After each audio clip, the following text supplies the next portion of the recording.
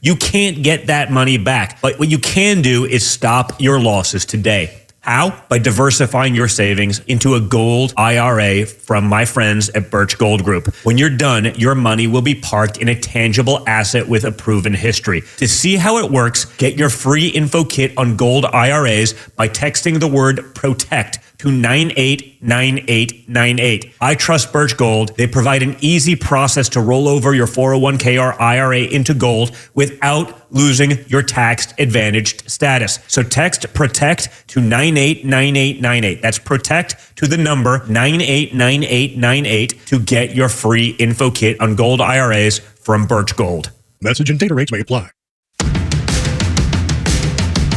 The Morning Xtra, only on Xtra 106.3. Morning, y'all. Tug, Rhino, and Los on the Morning Xtra until 10. I hope everybody's okay this morning. I hope you're all doing well. 404-741-1230 is the number, at Xtra 106.3 across the social media platforms, at Tug Coward, at Rhino Xtra 106.3, at Front Office Los. Too easy to get a hold of us. Busy day for sure. Donald Trump is going to speak later today to the Economic Club of New York, talking about affordable housing and the fact that we cannot roll the dice on Kamala Harris. The NFL season starts tonight, and I know FOL is excited about that one. Yes, sir. Buddy, and it's a rematch of the AFC Championship game.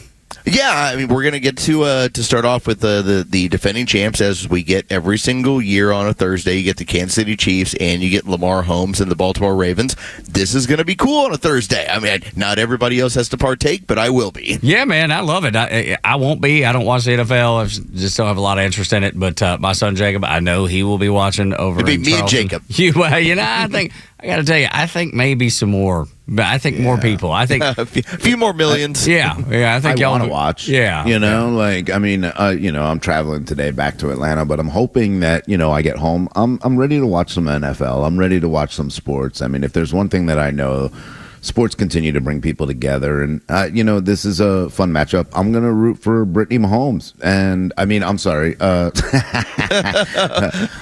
was being funny there because I just like the way that she's been speaking, and she's not afraid, and it kind of shows exactly what her husband does on that field, and he's not afraid, and it's kind of a fun matchup to watch tonight. Yeah, man, I have no interest, but I am interested in Brittany Mahomes and the fact that she is not afraid. Like, that's next level right there. To have probably the biggest star. Would y'all call him the biggest star in the NFL? Yeah, definitely. Yeah, I mean, he's a future Hall of Famer right now. Yeah, and his wife is being, chastised for liking a President Trump quote or tweet, which is the dumbest thing in the history of the world. Like, and I believe. Remember when we all kind of thought that the facade of being afraid to support Donald Trump is falling, is fading, and in many ways gone altogether. She's a prime example of that. She's like, I don't care what y'all think. This is what I think. I don't need your support. I don't need your approval. Yeah, and she's there with Travis Kelce and Taylor Swift, and she's been hanging out with Taylor Swift, and she's still brave enough to just sit here and say, well, I have my own opinion. I'm not going to fall into the trap. I'm not going to sit here and just go along with the gang. I'm going to go ahead and make my own statement, and I'm not afraid to back it up. So that was pretty cool. That is cool, man. I love it. And I didn't know much about her to begin with. You know what I mean? I had really no information on her except that she was married to Patrick Mahomes. That was it. That's it. Yeah, and so for her to be thrust in the spotlight the way she has, I mean, she's already in the spotlight. She's the wife of the most famous person in the league, but for her to be thrust in the spotlight for this reason is relatively unusual, and the fact she stood her ground is pretty impressive. Sad day in Winder, Georgia yesterday. My nephew graduated from Appalachian High School 2 years ago. I was concerned. I knew my sister had moved, and it took her out of the Appalachian zoning and into Loganville. So he is now at Loganville High School. But as soon as I heard about this, I shot her a note, and I was like, wait. Christian is not at Appalachian anymore. And she said, yes, no, he's Loganville, but knows a lot of kids over there. A very, very sad day, a very, very sad story. But I want to start with something that maybe not everybody has heard. And it is a dear friend of ours in Carolyn Ryan. 14-year-old student recounts how the actions of his teacher saved lives at Appalachia High School today. The quote from the kid, "My teacher got in front of me like he was guarding me." That teacher was Carolyn Ryan's brother-in-law. Shielding children in his classroom when the gunman entered and began firing. He rendered aid to one of the kids who was shot using his shirt to stop the bleeding. That student and one other tragically lost their lives. A second teacher in the classroom also rendered aid to injured students. These teachers, this is a post from Carolyn, teachers should be recognized for their courage in the midst of such unimaginable danger and chaos. Our prayers with the families and the lost loved ones. Man, I'm telling you, when I read that, and just knowing Carolyn the way that we all do, I mean, it put the biggest lump in my throat, knowing that my own nephew graduated from that high school a couple years ago. Dude, I'm telling you, they're as evil, and just like the sheriff said, and we'll get to it, Sheriff Judd Smith of Barrow County said this was pure evil, and it was. There is good. Even in the midst of the worst evil, there is good, and this is an example of it, y'all. It really is, and it brings up so many emotional thoughts for a lot of people. These are 15-year-old kids that were shot and killed. The gunman was 14 years old.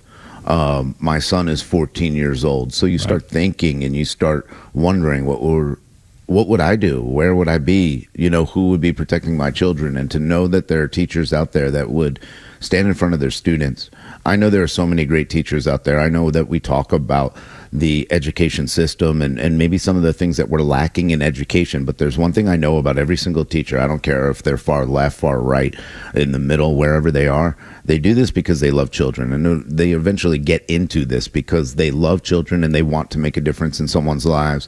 And when you hear stories like that, it does bring out the best of humanity and kind of shows you that even in the face of tragedy, these men, these women, these students, they're all so brave, because you've heard so many stories about the students who have dragged their teachers back into rooms or helped in one way or another, who were, not afraid in the face of some of the most evil they've ever seen in their lives and probably ever will see in their lives. This was a weird moment for us last night. We had a volleyball evening, got together with the whole team. We were over at Roswell High School, and one of our teammates, she teaches within the school system, and for the longest time, that high school was in our region when it comes to competing with North Forsyth, and so they routinely go play over there. It's just how it's been over the past decade for one of the families that we play volleyball with, and the mother as an educator, you could just see kind of the look on her face of it's just been a long day. Just knowing people over there, knowing families, knowing what they've been through, and knowing that she, in her mind, she's like, there's no difference between what she does and what some of those other teachers who did lose their lives yesterday, what they do for these kids. When the news started coming out, you started seeing politicians line up to talk about it.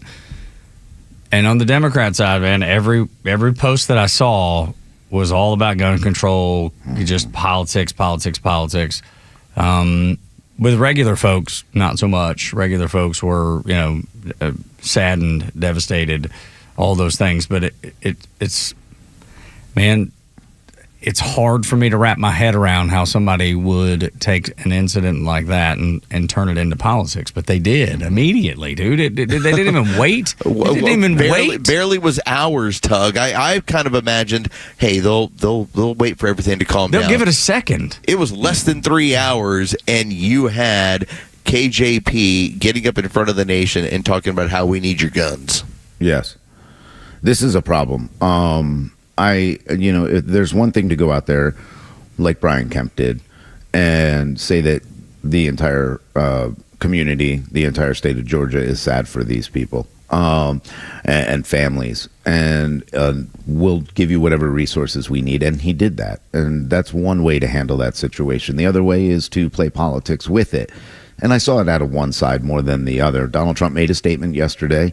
It was that his thoughts and prayers and his, are thinking of the families, and that this person was a monster. And that was maybe the most outrageous part of what he said, but it was all about feeling and love. But I'm okay with that. Yeah, I don't think he was wrong.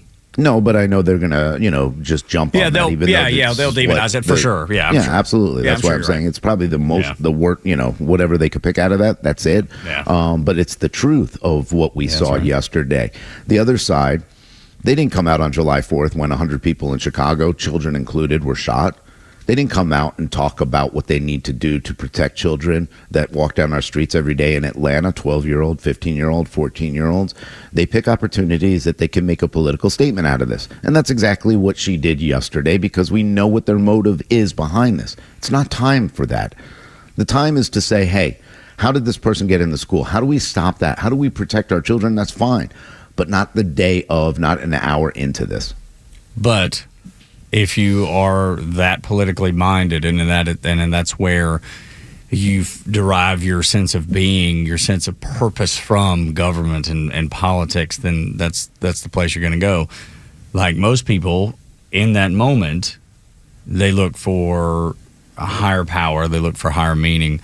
And I know people scoff at thoughts and prayers. Dude, I'll take your thoughts and prayers every day you want to send them my way. In tragedy, in my everyday life, no matter what I do, if you take 2 seconds to mention my name in prayer, I'll be forever grateful. And I will continue to do that for those families, for Carolyn Ryan's brother-in-law, for every family that needs it. And I'll never stop doing that. And there's not a politician on earth that's going to sway me because I saw those pop up. Oh, here come the thoughts and prayers. To diminish that is despicable to me. It is so low down. It is so unnecessary. But yet, people find joy in that. They find joy in it. And I will never understand why. So my thoughts and prayers will be with those families. And anybody who don't like it can kiss my ass. That's the way I feel about it. Yeah, you know why? It doesn't make sense to me. You're just telling me that you don't think of other people in that statement. I don't care about you. Like, you don't want to pray, that's fine. But the fact that you're making fun of thoughts and prayers, you've given me nothing except for, these lies about how, guns are used, this, that, and the other. You're using it politically as well. But it tells me that you're not thinking of other people, because that's what that's about. I think of other people and the what they need, how they need, how can I help? Can I help? Those are the kind of thoughts that we want to have. Will we donate money to a scholarship fund? Will we donate money to help these families? Or what will we do? Those are the kind of thoughts that we're looking for. And for people to just shoot that down, that just tells me they don't think of anybody but themselves. Well, there's a thought process here, and part of it, if you want to talk about like the animal kingdom, when you hear about crazy stories about shark attacks, stuff like that, and you say, well, a shark is going to be a shark, okay? Like the shark is going to, it's looking to feed, okay? It's doing what it does. It's doing what it does. This is a relatively new phenomenon. We all grew up in the time where after Columbine, everything kind of shifted. What has now happened is that you have politicians, normally on the left, that the immediate reaction, the shark is going to shark, they go, this is an opportunity to grab guns. Yeah, this is an opportunity to talk about, hey, how do we find a way to go ahead and get rid of these things? How do we find a way to do this? And before they even know, and this was the case, before they even know what kind of weapon was used, they're immediately vilifying certain weapons because the shark is going to shark. Right. This is just what they do, man. They circle and they wait and they pounce. And I tell you, it's an opportunity for them. When I said this almost 3 years ago on this radio station, the left looks forward to this. They wait for it, and then they immediately go right into action because a shark is going to shark. You try to capitalize on it. No, I understand. Yep. And I believe you're right about that. And the crazy thing is, if it wasn't guns, it would be something else. It would be knives, because that's what's happening in Germany. And there was an illegal immigrant in Germany that went to an outdoor festival and stabbed a bunch of people. And the government there, those sharks, as Los would describe them, they're now saying, well, we got to limit knives. We got to control knives. That's their answer. Not fix the actual problem. It's we want to limit the access to knives.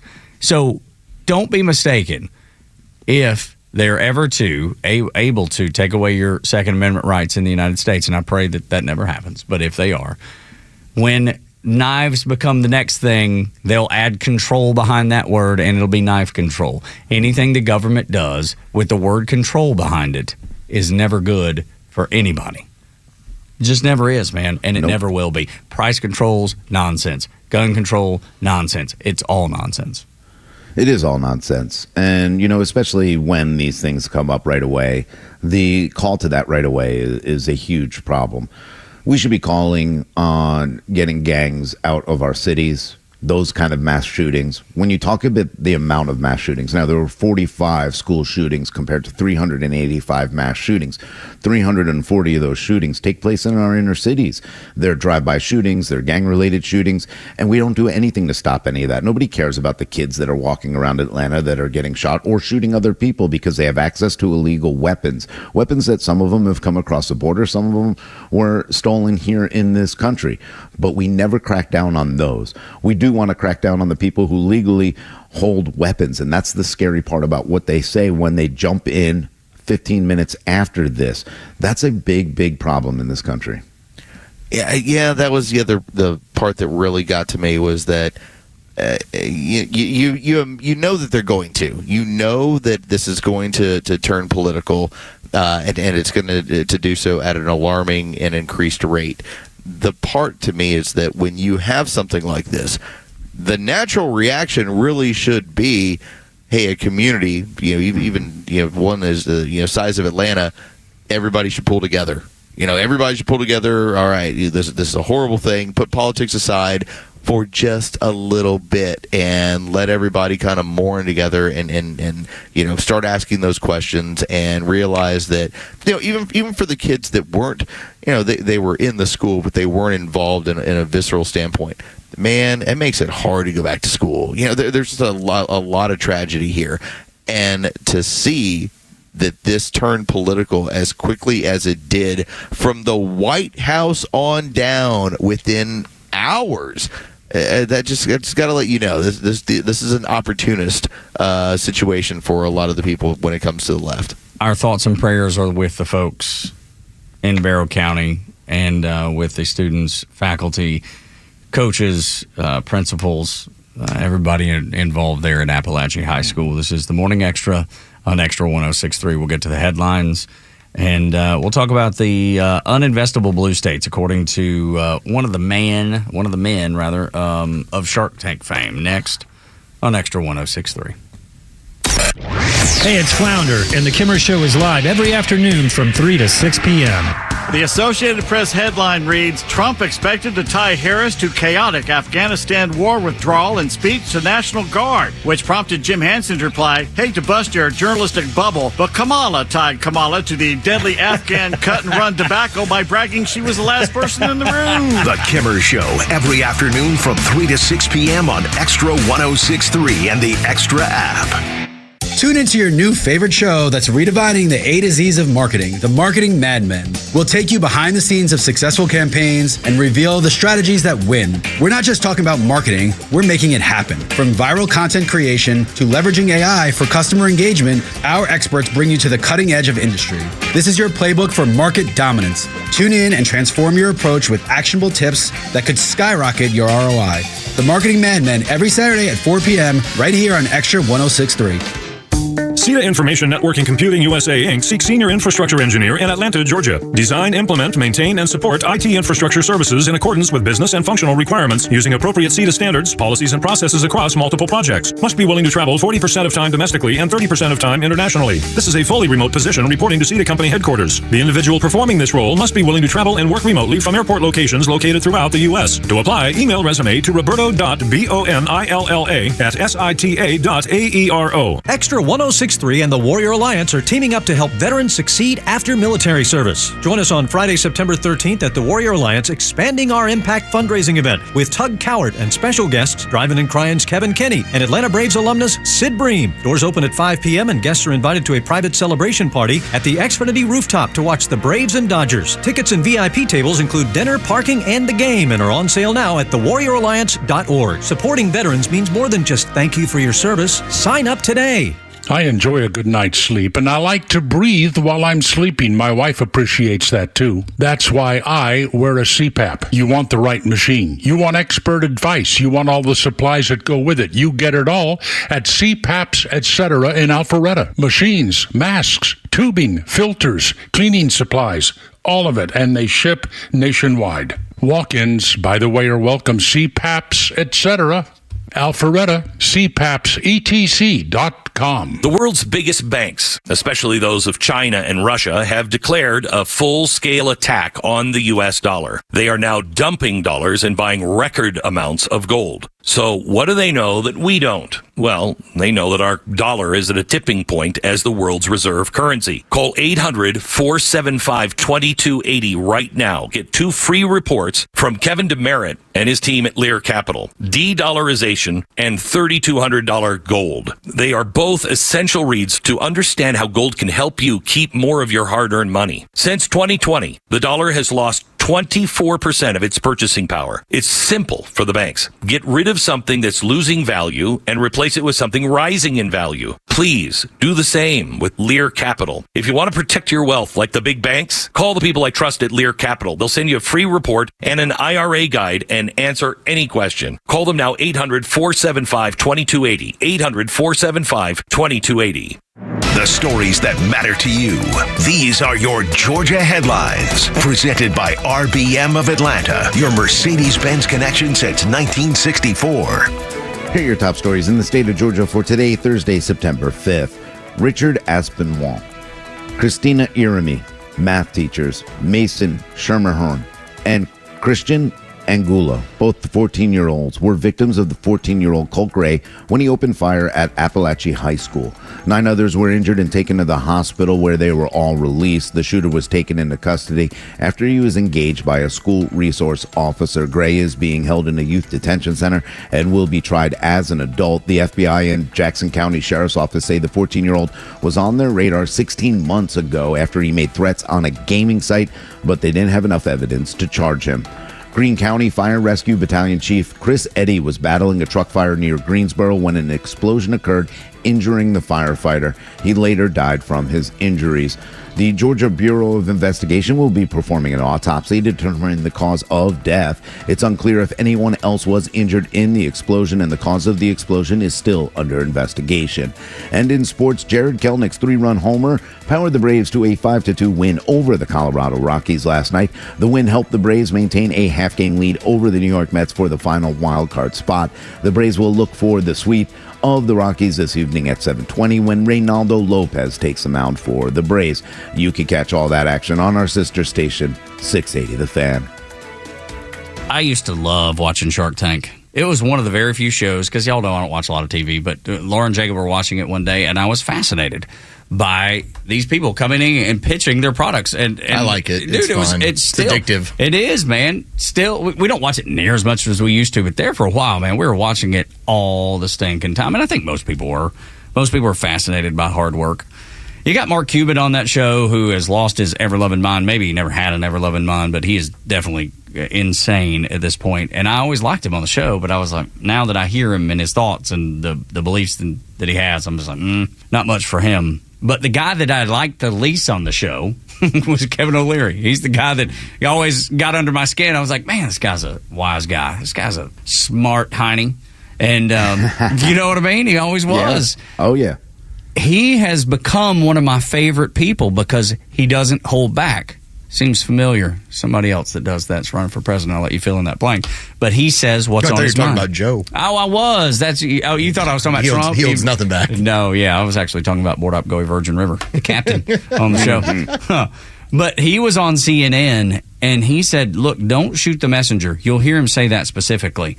When the CNN hosts that he was talking to, he laid it on the line and said that New York, New Jersey, Massachusetts, places like that, places that he's lived, done business, and even grew up, raised his family in Massachusetts, there in Boston, he can't do business in those places. And he, like everybody else, has moved to Florida. You'll hear a little pushback from CNN, but he corrects them really quick.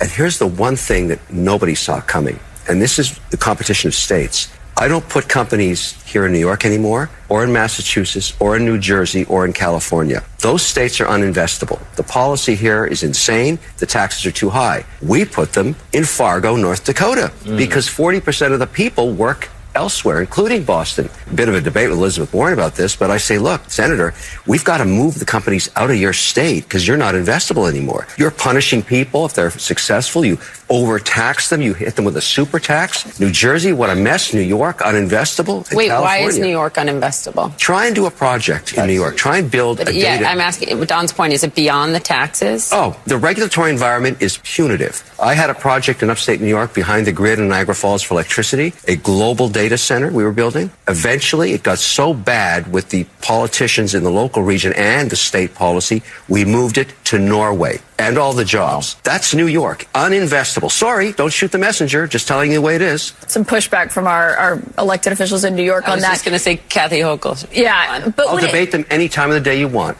We would love to set that up. Particularly I'd watch AOC, that. she's great at killing jobs. She kills jobs by the thousands. You know, another New Jersey problem. Where did Amazon take their jobs? They took them away from her. She threatened to sue them if they created jobs. I mean, this is a reality. He's saying what a lot of people are saying, especially what happened with that Amazon thing here in New York. Absolutely the truth. Yep. We've talked about this over and over and over again. There's a reason people are leaving in droves from California and New York, and he didn't include California in that conversation, but it's absolutely the same scenario in California. Who would invest their time, invest their treasure, invest their money in a state that you know is going to do everything they can to make it difficult on you to operate? Where are these companies leaving? They're leaving California. Elon Musk, whether you like it or not, he moved his Tesla headquarters away from California. He moved X's headquarters away from California. But let's go back to New York.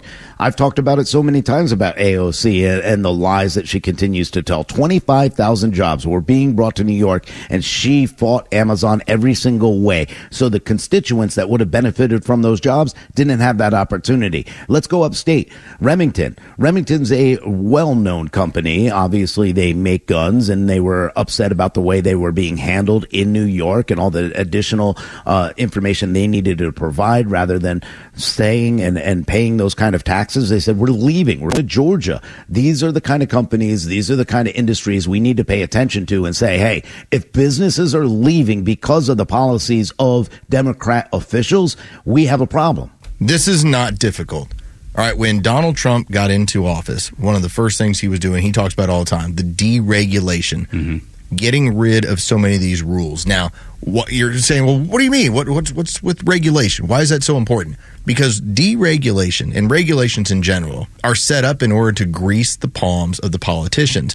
I will tell you a story. There was one particular person, he's very rich, he's very famous, and he told a story about when he was trying to get something done, and Cory Booker, of all people, hit him up and basically said, well, listen, if you make a donation to me, we can go ahead and get away with it. We'll just remove some of these rules and some of these hurdles that you're having to go through. Okay, that's how the game works. Right, so when you start hearing about regulation and deregulation, understand that if you want to build something, as Kevin O'Leary is saying in New York, you got to grease a lot of skids, and that's what we're trying to get away from. That's where things suddenly move faster and more efficiently and at a better cost to everyone. And then, but on top of that, though, I mean, when you put regulations in place like you can't use a gas stove or a gas oven. You can't use any of that stuff. You can't use combustible engines by 2030. I know that's been moved now, but that's what Kamala Harris talked about a long time.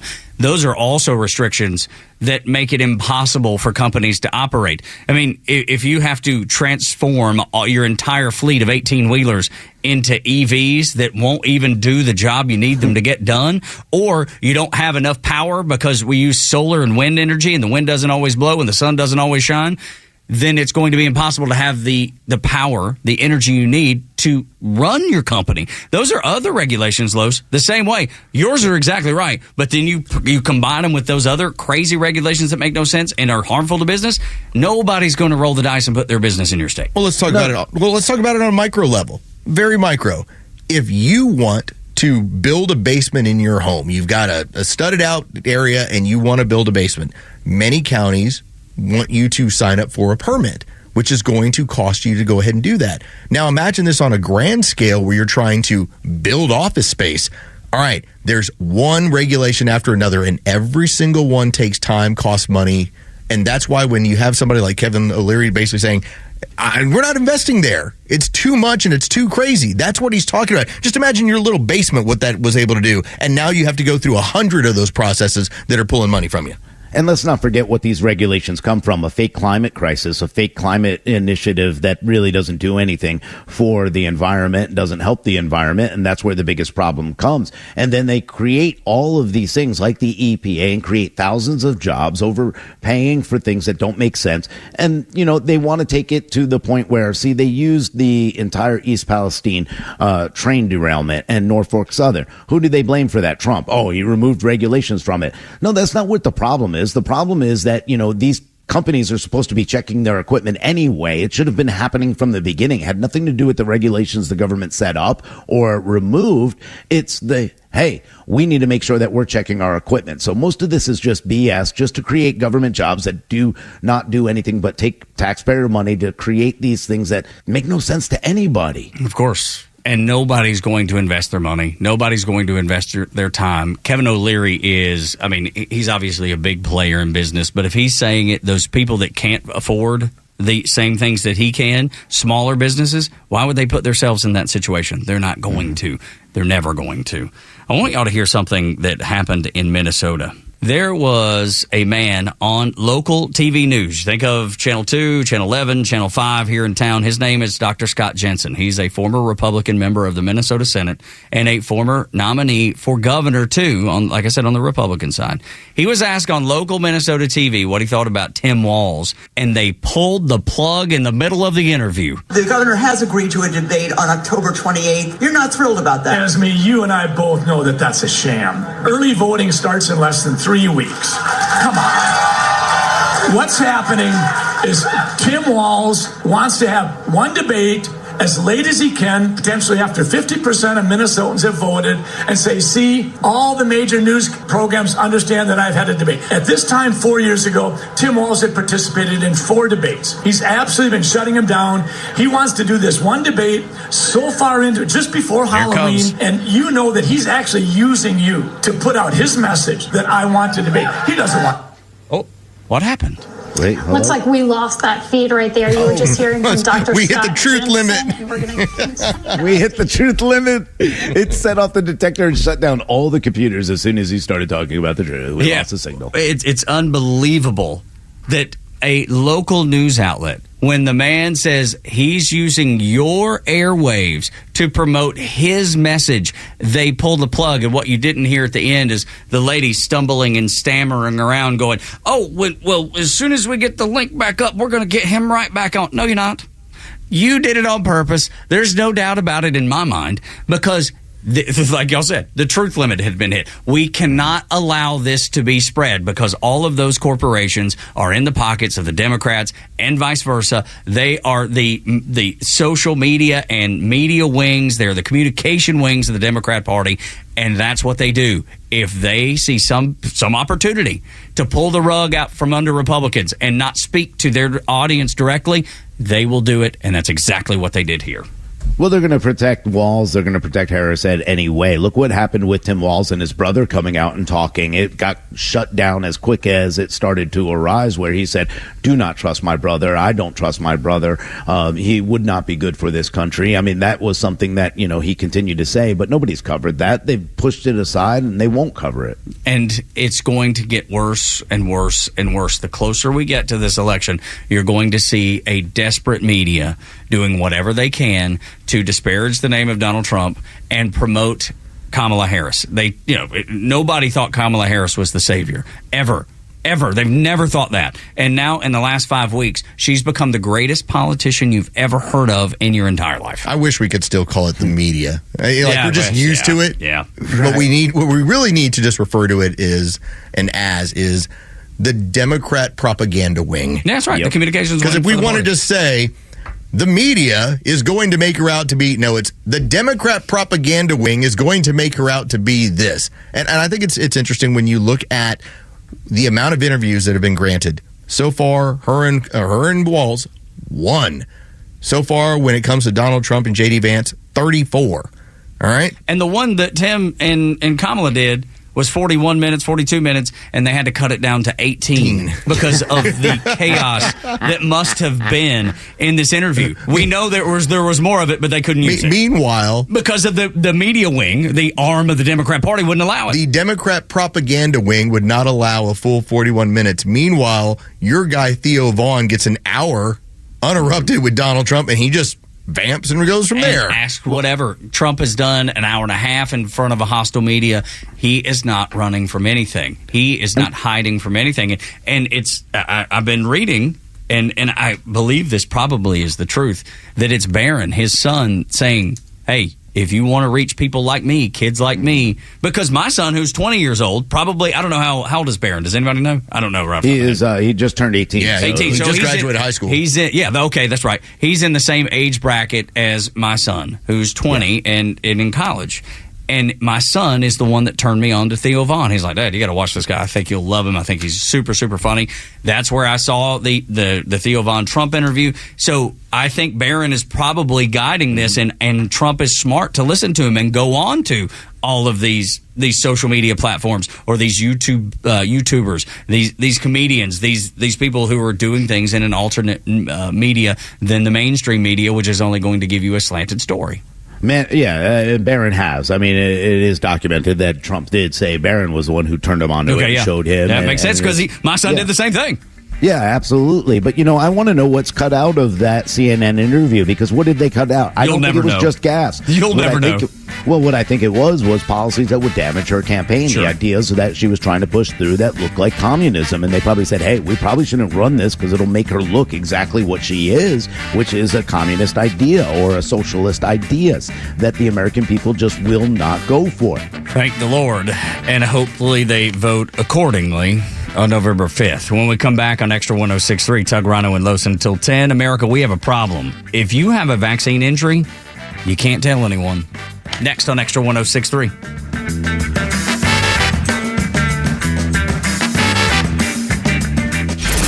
Extra 106.3 is the only station in Atlanta to bring you unedited news, information, and updates. With an all-star lineup of local and network voices, Extra is committed to being the station you need during the biggest election of our lifetime. This presidential election is unlike any other. Atlanta's only conservative news and talk station is Extra 106.3 FM, and listen across Georgia on the Extra app. Convenience is defined as the state of being able to proceed with something with little effort or difficulty. Well, at RBM of Atlanta, we embody this philosophy. Meet our Mercedes-Benz pickup and delivery service. It gives you back time and money. Does your Mercedes-Benz need service? If so, we'll pick up your vehicle that's requiring service from your home or office and bring it back to our dealership for the required service. With over 100 appointments available every weekday, over 50 appointments on Saturdays, and more than 200 courtesy vehicles in our fleet, we're here to serve. We'll work around your schedule. We're here to save you time, energy, and money. RBM of Atlanta is a J.D. Power 2023 Diamond Dealer of Excellence for the customer sales experience and Georgia's only 9-time Mercedes-Benz Best of the Best winner. We're proud to be Atlanta's Mercedes-Benz connection since 1964. Pickup and delivery service restrictions do apply. Ask your service coordinator or service advisor for details. Have you heard about Sonder and their Georgia-based Medicare Advantage health plans? Sonder Health Plans is committed to revolutionizing healthcare, making it straightforward, personal, and affordable. Call them and ask if you qualify for their fantastic $400 grocery card offer and $0 premiums. They've even got their own radio show and podcast called Weekend Wellness, dedicated to keeping all Georgians healthy and happy at every age. Call 800-331-2928 or visit SonderHealthPlans.com. Sonder Health Plans is an HMO with a Medicare contract. Enrollment in Sonder Health Plans depends on contract renewal. Hey, it's Tug from my friends, the Frost family of First Liberty Building and Loan. You hear about their family's company all the time here on Extra 106.3. First Liberty has helped hundreds of small businesses grow by saying yes when the big banks say no. On Wall Street, opportunities to earn big returns are everywhere. But for Main Street investors, those opportunities are hard to find. Until now. Our First Liberty notes are now open to qualified Main Street investors, paying interest rates of 8 to 13% while helping fuel the growth of small businesses right here in Georgia. With a few basic qualifications and with as little as $25,000, qualified Main Street investors just like you can earn an 8 to 13% interest rate. If this is you, they'd love to hear from you. Go to FirstLibertyGA.com and consider joining the First Liberty family today. That's FirstLibertyGA.com. FirstLibertyGA.com. First Liberty notes are not obligations of or guaranteed by any financial institution and are not secured by any collateral. They are not FDIC insured or guaranteed by any government agency. You could lose money. Purchasers must verify their SEC accredited investor status. Securities are not being offered in any jurisdiction in which it is unlawful. Democracy 24. Governor Tim Walz's policies during COVID curtailing people's freedoms are under fire, including a state hotline he set up for Minnesotans to report any violations they saw of his lockdown orders. The hotline received more than 6,700 reports through email alone in 2020.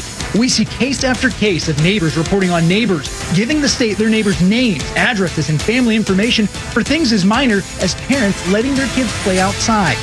On the campaign trail in Wisconsin, Walz painted a very different picture of Minnesota under his administration. Even if we would not make the same choice as our neighbors, we respect them because we live by that golden rule. Mind your own damn business! A lot of Minnesotans felt that same way about Walz's COVID hotline, with one person writing into the hotline to say it's completely juvenile to encourage adults to tattle on each other like little children and to turn neighbor against neighbor. I'm Garrett Tenney, Fox News. Military Matters. The U.S. carried out 2 dangerous operations to take out ISIS fighters in Iraq and Syria in the past week. An elite American strike force captured an ISIS leader in Syria, and in a different raid in western Iraq, 15 ISIS fighters were killed in an operation conducted by the 75th Ranger Regiment. 7 U.S. soldiers were wounded during the daring operation. The Pentagon says ISIS attacks in Iraq and Syria are expected to double this year. Pentagon Press Secretary Major General Pat Ryder told reporters the ISIS threat must be taken seriously. 3,400 U.S. troops remain in Iraq and Syria to keep ISIS contained. But it's not just the Middle East where ISIS remains a threat. Last month, Taylor Swift's concert in Vienna was canceled after Islamic State terrorists tried to blow it up. Here's the CIA's Deputy Director David Cohen talking about the foiled terror plot. They were plotting to kill a huge number, tens of thousands of people at this concert, including, I'm sure, many Americans. For Military Matters at the Pentagon, Liz Frieden, Fox News. Your voice, your vote. And this year it matters more than ever. So for the unbiased election coverage that affects your family and your community, trust the voices that matter when it matters the most. Extra 106.3 and the Extra app. All right, imagine this. You're in a car crash. You get banged up a little bit. Then you go into work, the next day, but you can't tell a soul. You don't have the ability, because if you were to tell them, somebody would get mad. Somebody get mad at you for saying, I got injured in this car crash. It seems unfathomable that things like that would happen. But Lowe's, that's pretty much what's happening with vaccine injuries.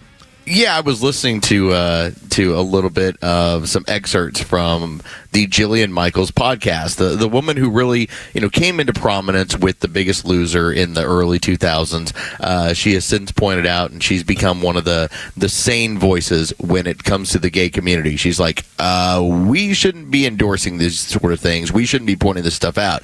Well, she had Dr. Sabine, who was a guest of ours, who, she talks a lot about gut health and what happened during the COVID era and what is still happening as we deal with things like, here comes Mpox. This woman is pointing out some of the things that are going on in society. So I want you to take a listen, because they came up with this one discussion point about vaccine injury.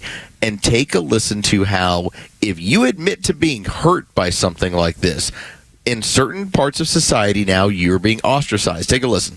And what we've noticed with the vax injuries, and by the way, how did I look into this to begin with, was I started looking at a physician friend of mine who basically got injured and could stop practicing. She was a gastroenterologist in Beverly Hills, got vaccinated, and all of a sudden she's debilitated, cannot work, nothing. So I looked at her microbiome. Can I pause you for 1 second? Doc, if you are familiar with this, can you highlight what does a vaccine injury look like? And, there's a big influencer. Her name is Dr. Rhonda Patrick, PhD. She's one of the people that's on Rogan regularly. Yeah. I was talking to another influencer in fitness in my line of work, and he's like, oh, I had her on, and people were really mad. I'm like, how? Everyone loves her. She's a genius. He's like, because she said that she had a vax injury. Yeah, the fact that you can't even talk about it, the fact that you can't even acknowledge it, that's a problem already.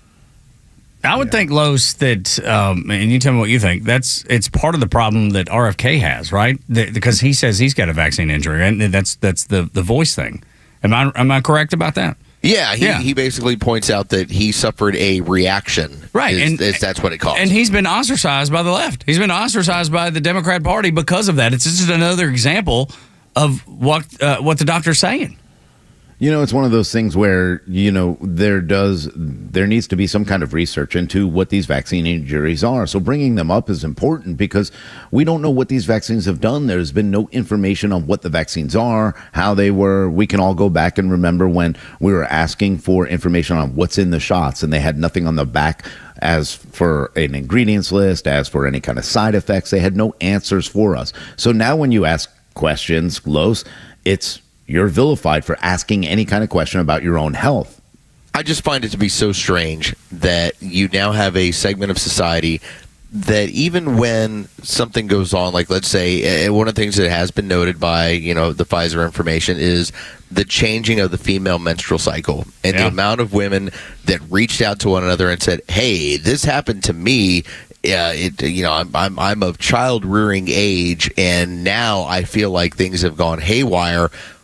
And suddenly you're told, well, don't say anything. You're not allowed to say anything. Don't say it out loud. It just changes all of medicine. It makes you think about how many different products we now have out there where when you get those disclaimers at the end of the ads, you wonder just how much are we messing ourselves up with some of this stuff. Maybe this is just a too pedestrian of an example, but it's anytime you communicate more, it's better, right? Like if in a business setting, like if everybody's working and doing their thing, but nobody's communicating. There's not a good process in place for communication, or it's not fostered.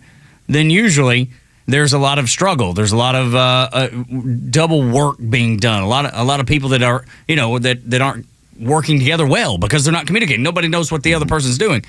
I guess the point I'm trying to make is more communication is always better. Yeah, that's why the First Amendment's so important, right? Is because the more we hear, the better we understand. The more we hear, the better we're able to make an informed and intelligent decision. The more dissension that you have in any kind of topic, whether it's science or whatever, is good. It's good for debate. It's good for bringing up, and it's good for answering the questions that many people might have on these issues.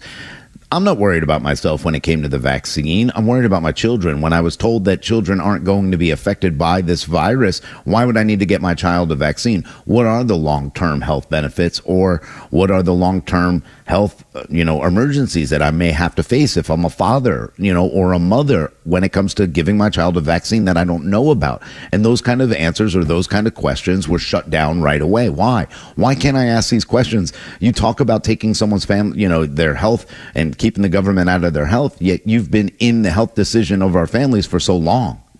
So, former New York Times writer Alex Berenson, and he's been out there for several years. He was most notably put forward as the pandemic's wrongest man, as he was talking about what was going on. If you ever want to read a really good book, Pandemia, where he just talks about the madness of everything that occurred. Well, he's had a legal case that it's probably going to find its way to the Supreme Court, where he views himself as the primary journalist who ended up being taken off of Twitter. And, some of the stuff he was talking about, even though it didn't violate Twitter rules, he was removed. And he linked it to what was going on with the Biden administration. Well, as it turns out, because discovery is going on, it turns out that you had a prominent donor to the Democrat Party named Dr. Scott Gottlieb, who was the primary pusher to the Biden administration to, you need to get this guy off of Twitter. Scott Gottlieb is also one of the directors of Pfizer. Of course. That makes perfect now. It all adds up Isn't for that us. weird? Yeah. So how wild is that the idea of just let's have a discussion, and that's all Dr. Sabim and Jillian Michaels were talking about is if you have something that goes on medically, how have we now gotten to a society where you can't share that or else you're ostracized by the rest of society? It happens, man, and it's going to continue to happen. Freedom of speech is under attack every day, and this is just a layer of it. 404-741-1230. David's in Kennesaw. I want to talk about that big pharma pain in the butt. What is it, David? Well, here's the reality. Let these pharmaceutical companies lose their liability immunity, and watch what happens to this vaccine. Yeah. I think you nailed it right on the head, David. That's exactly right. If they didn't have that immunity, if they didn't have that protection, that built-in protection from the government, of course things would be very, very different. David's exactly right. Yeah, I mean, and when we look at some of these vaccine injuries, when we look at what's going on with the vaccine, I mean, I think it's very prevalent what David said. Here they are today, and, we have this big tragedy that's going on here in the state of Georgia. What's the first call? Make somebody reliable. Make somebody, be responsible for this, and that's making sure that gun companies are able to be sued. Well, why can't we sue pharmaceutical companies for injuries? Why can't we sue pharmaceutical companies for death? Why can't we sue them? That's a big question in a lot of people's minds. And if you did, I agree with David. I think they'd be like, all right, let's take a better look at this vaccine before we release it to the market. Well, and I think Robert F. Kennedy Jr. has an interesting point when he just talks about the explosion of autism in society, the explosion of what it's created within our children. And, considering what went on yesterday when you talk about a special needs classroom and all the wildness and the tragedy of what occurred, at some point you have to start saying, why do we now have this many kids? It's in the hundreds of percentile versus what we had 30 or 40 years ago. And the only thing that's really changed when it comes to kids is diets and shop programs. Those are the two issues. And so if there's something that I think that resonates with parents when you've had these candidates talking, I think that's the part when it comes to Robert F. Kennedy Jr. where I go, all right, listen, I think you're a little bit crazy about some stuff, but I want to listen and have this discussion right now. Right, because going back to what I said earlier, more communication is better than even if you don't agree with people and everything. I mean, that's actually, I think, the better position. It oftentimes when you're talking about people that you agree with, then you're not getting anywhere. Everybody's just kind of saying the same thing, and the conversation doesn't move. When you invite someone in who has differing views, that's when you start expanding a conversation and it becomes good, and maybe you get something out of it. I've adopted sister. I've talked to you all about that a bunch of times. She is autistic and special needs. My mama, to this day, remember I told you I got kicked out of kindergarten 2 or 3 times because mama wouldn't get those vaccines. She was like, I'm not getting it done. Finally, they're like, you cannot bring your son back to school until you get it. Whooping cough is really messing up with the rest of the class. But I'm telling you, my mama, because they got my adopted sister at 6 months old, up until they started giving her vaccines, they said she was completely fine. As soon as they introduced the vaccines, they noticed a difference in her. And now that she's experienced that for the rest of her life. It's anecdotal. I say that a lot, because it's just a small sample. It's just my family, but it's been my mama's experience. I was in the Navy. I don't know, but she swears by it. She'd put her hand on the Bible and tell you the vaccines are what did it. Wow. It's I'm telling you, man, moving story, and it breaks my heart to hear my mama tell it. When she does, and she does once in a while. It's Doug, Rhino, and Los on the Morning Extra and Extra 106.3. The text that no parent wants to get got sent after a Fox News update on Extra 106.3.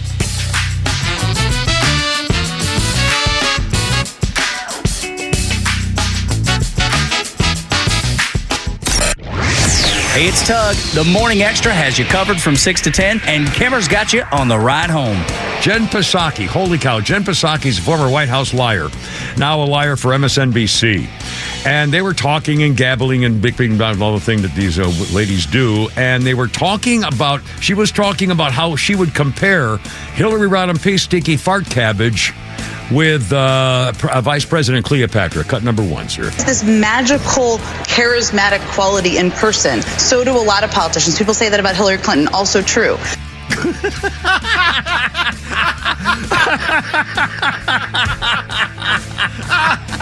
Holy moly!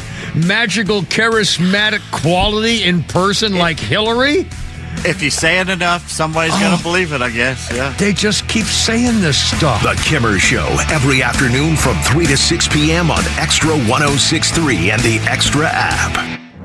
What's up, Atlanta? It's Ben Burnett, host of the Weekend Ben Burnett Show. Each and every weekend, right here on Extra 106.3, we unpack all the week's events. We talk about all the issues with a local Atlanta-based flavor. You can catch me each and every weekend, Saturdays at 2 and Sundays at noon. If you ever miss an episode, you can go to the podcast park or wherever you download all of your content, and I'll be right there. Thanks for listening to the Ben Burnett Show, proudly brought to you by Butler Snow.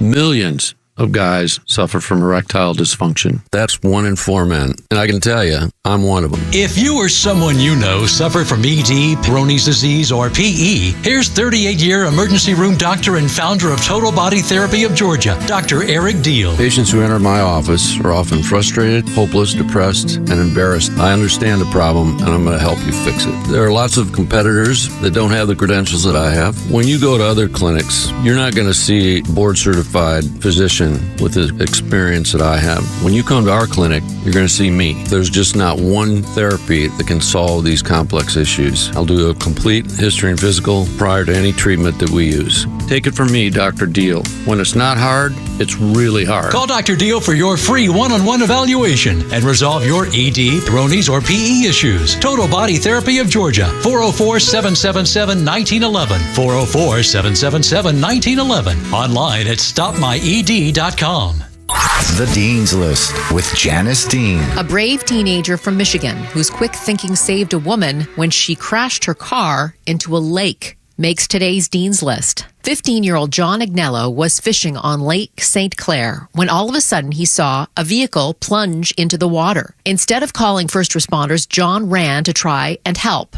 Alongside another stranger who happened to also witness the incident, they both acted quickly and swam towards the car submerged in the water. John noticed the window was open, but the door was stuck, so they both told the woman she needed to climb out of the window quickly. After getting her to safety, John went back into the water to make sure there was no one else inside the vehicle. John's mom, Beth, says she is so proud of her son and how the community has rallied around him to thank him for his selfless actions. There's no doubt he's a hero and likely saved the woman's life. John, you made today's Dean's List. Janice Dean, Fox News. The legend Neil Bortz is only on Extra 106.3. Hey, it's Tug, and here's what you missed from the Talkmaster. Kamala Harris sees an end to right to work. No private sector worker will be allowed to avoid union membership and union dues if that's what the majority of his co-workers want. Catch Neil's commentary every day on Extra 106.3 or listen anytime on the Extra 106.3 app. WFOM and W292EV Marietta, a Dickey broadcasting station. This hour is presented by Van Sant Law, vansantlaw.com. There's a lot of grief in Georgia.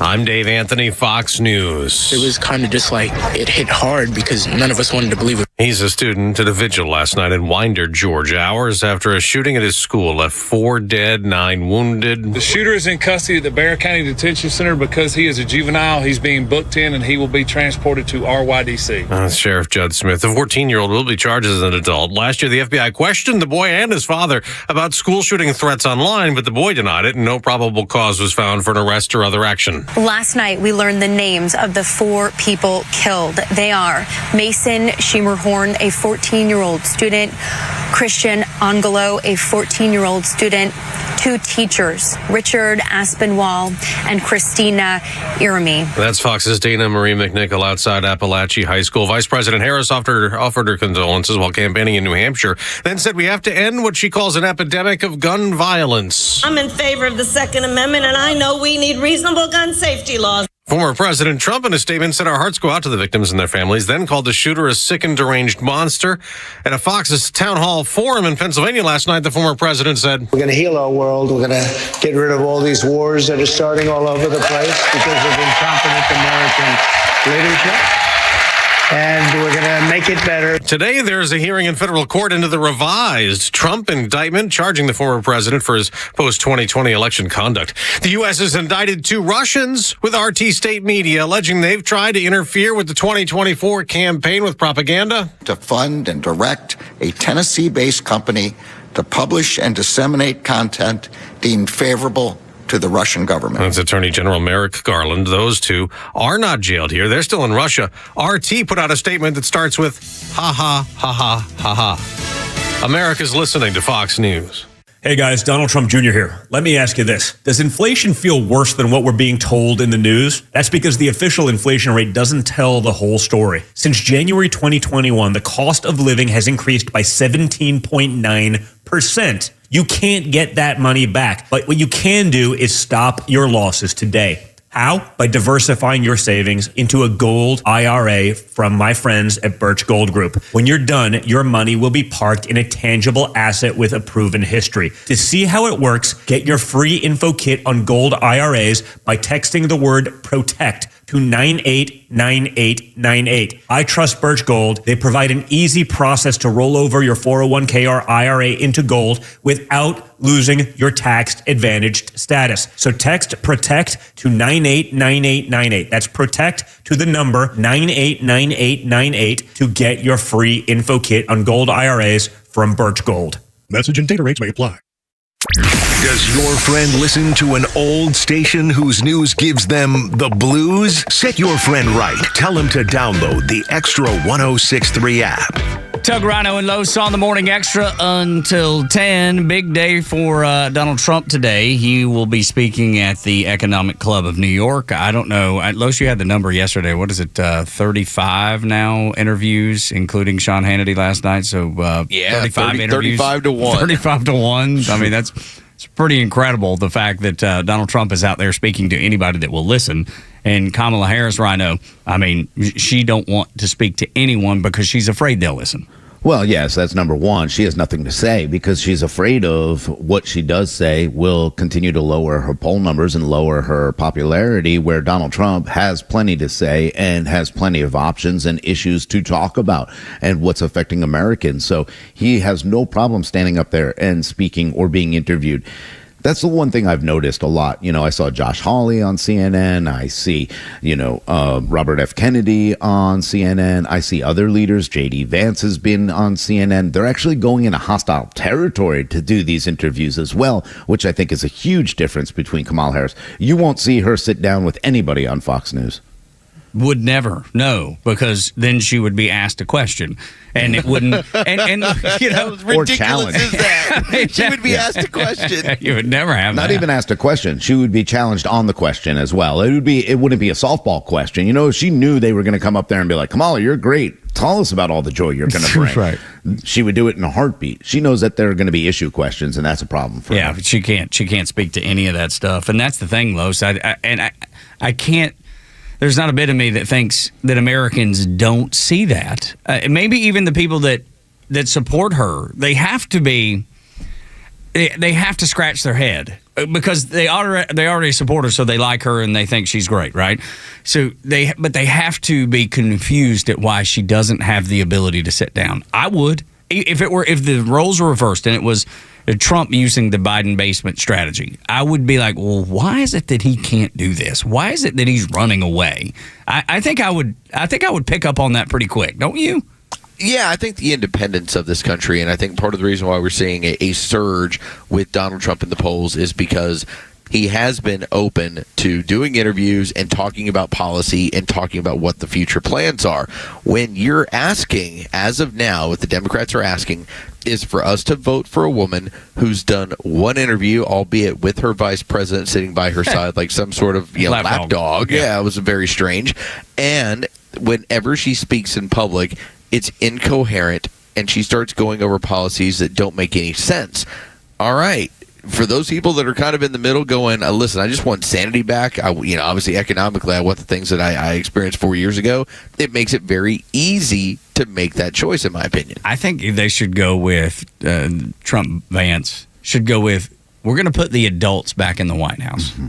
That's what I think they should go with, because that was the promise, right? That was the promise from Biden and Kamala Harris, that the adults would be back and the adult decisions would be made, and they've done exactly opposite of that. They've done no such thing. So maybe because Kamala steals every policy, they should go back and get that one. Be like, remember when they told you this and none of that happened? Now let the adults actually come back in and show you what life is like or was like 4 years ago. I mean, I'm telling you, man, I'm no marketing genius, but I'm thinking that's the way to go. And you make a big deal of it. You make a big deal that she's taking all of your ideas and repackaging them as her own, and then saying, we're going to take one that they promised you and didn't deliver on, and we will. I'm telling you, that's the way to go. But even if it's not those guys, I mean, she's come out with her ideas. I mean, we already heard about her taxes on unrealized gains. We've already heard about her idea to build 3 million homes. We've heard some of her economic policies. We've heard her talk about the border. Why would you not go out and do interviews on those, unless, of course, you're not really confident that you'll get any of those done, or you're actually telling the truth about what you want to get done, or the fact that when you do talk about the policies that you kind of have leaked out there, that they're too socialist for people to understand. Even the Washington Post. Yes, right? Too communist socialist for the daggone Washington Post. Things are going bad. Yeah, the reality is what they want to do, they want to keep a secret. That's the reality of why she will not sit down and take any of these interviews. This is the way I kind of think about it. In everyday conversation, Tug has a hard time not getting into his love of music. Yeah, okay, things will turn into he wants to cycle back and say, hey, I want to go see the show. Hey, I met this person. Hey, I went and saw this, and he wants to talk about his love of music. What happens when your love is communism? Right. Okay. I don't think that question's ever been asked before. It makes it very difficult for her to tread into these interviews, because the natural thing for her is, she ain't looking to talk about Dierks Bentley. Yeah. She's looking to talk about, Vladimir Lenin. That's right, man. I sure love that Vladimir Lenin. Wasn't he great? No, he wasn't. That Chairman Mao, wow, he really had it together. But Carlos, you're absolutely right, because what she did during the DNC was she threw things out there. And one of the things that she continued to throw out there was that you shouldn't want for more than you need. And it didn't poll right. In fact, people got really scared about those statements, and they're like, "What do you mean that?" Like communism. Yes, you haven't heard her once, not in a tweet, And of course, I follow her Twitter account, and I follow a lot of what she does. Not once has she brought that up again. Why? You were so gung ho about it. In fact, you had Michelle Obama talk about it. You had Oprah Winfrey talk about it. You talked about it. You had Tim Walz talk about it. This was big during the DNC. Why have you not brought it back up? That was your idea.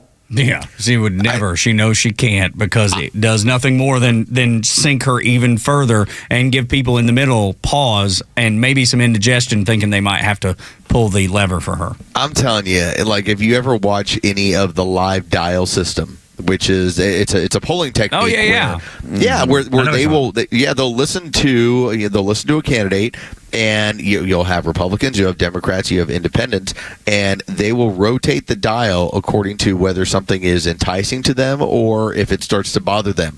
I guarantee the scenario that Rhino just gave you, the Independents went, what the hell? Yeah. like immediately turned that dial like, I ain't interested in that. No doubt. There's no doubt about it, man, because anybody that has paid attention to the most basic of history classes knows where this road leads. What is it, 180 million people worldwide that socialism has killed? Is that I think that's the number. It's pretty close to that number. It's a gigantic number.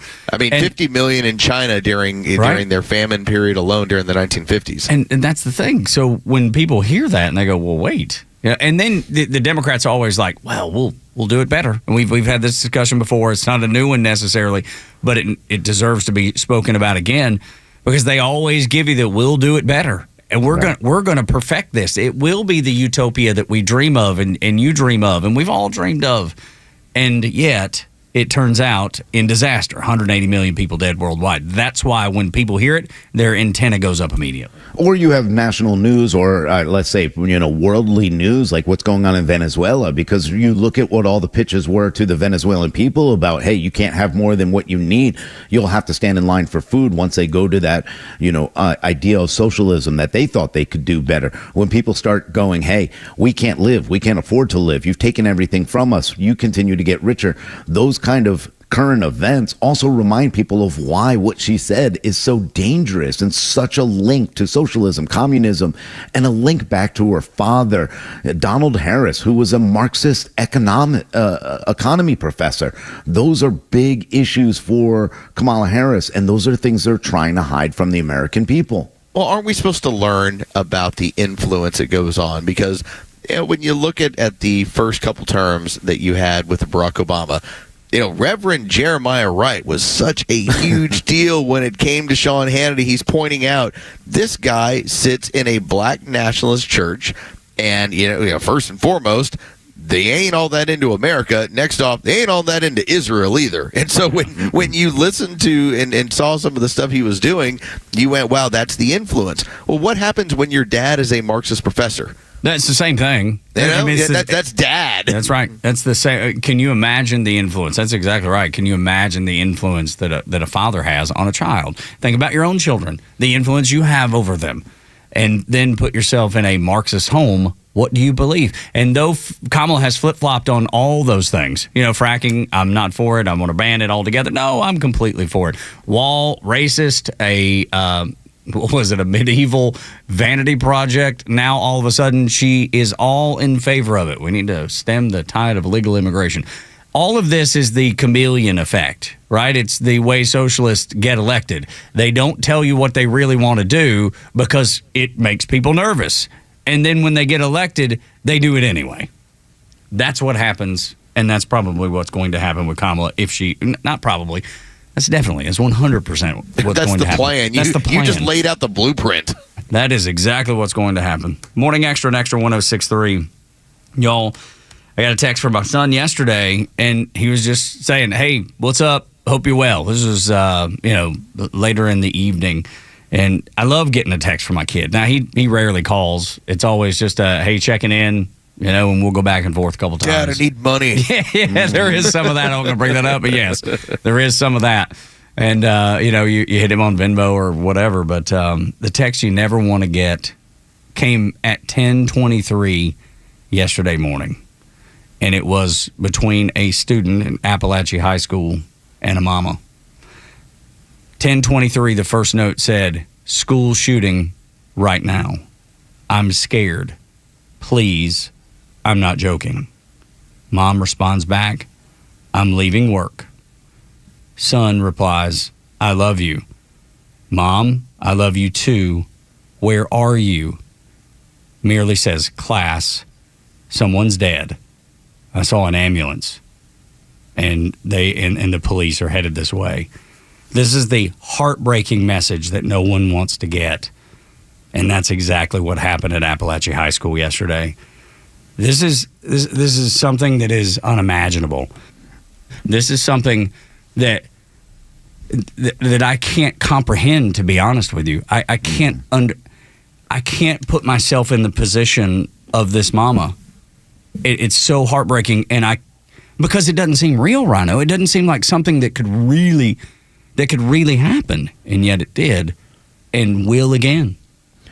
Yeah, I've read a lot of the texts that I saw being sent, and one other text that somebody wrote, and just thinking about what that parent would be in that situation where the child wrote, I think there's a school shooting, we heard gunshots and the police shouting, we're in a hard lockdown, and then 5 minutes later, and I love you. The thought of, was that the last time that I'll ever be able to say I love you to my child, or the child be able to say it to your mother, and to be thinking about, those moments of, I would jump in my car and run to the school and still just like all those other parents did, right? Yes, and then we're told, hey, you can't come in.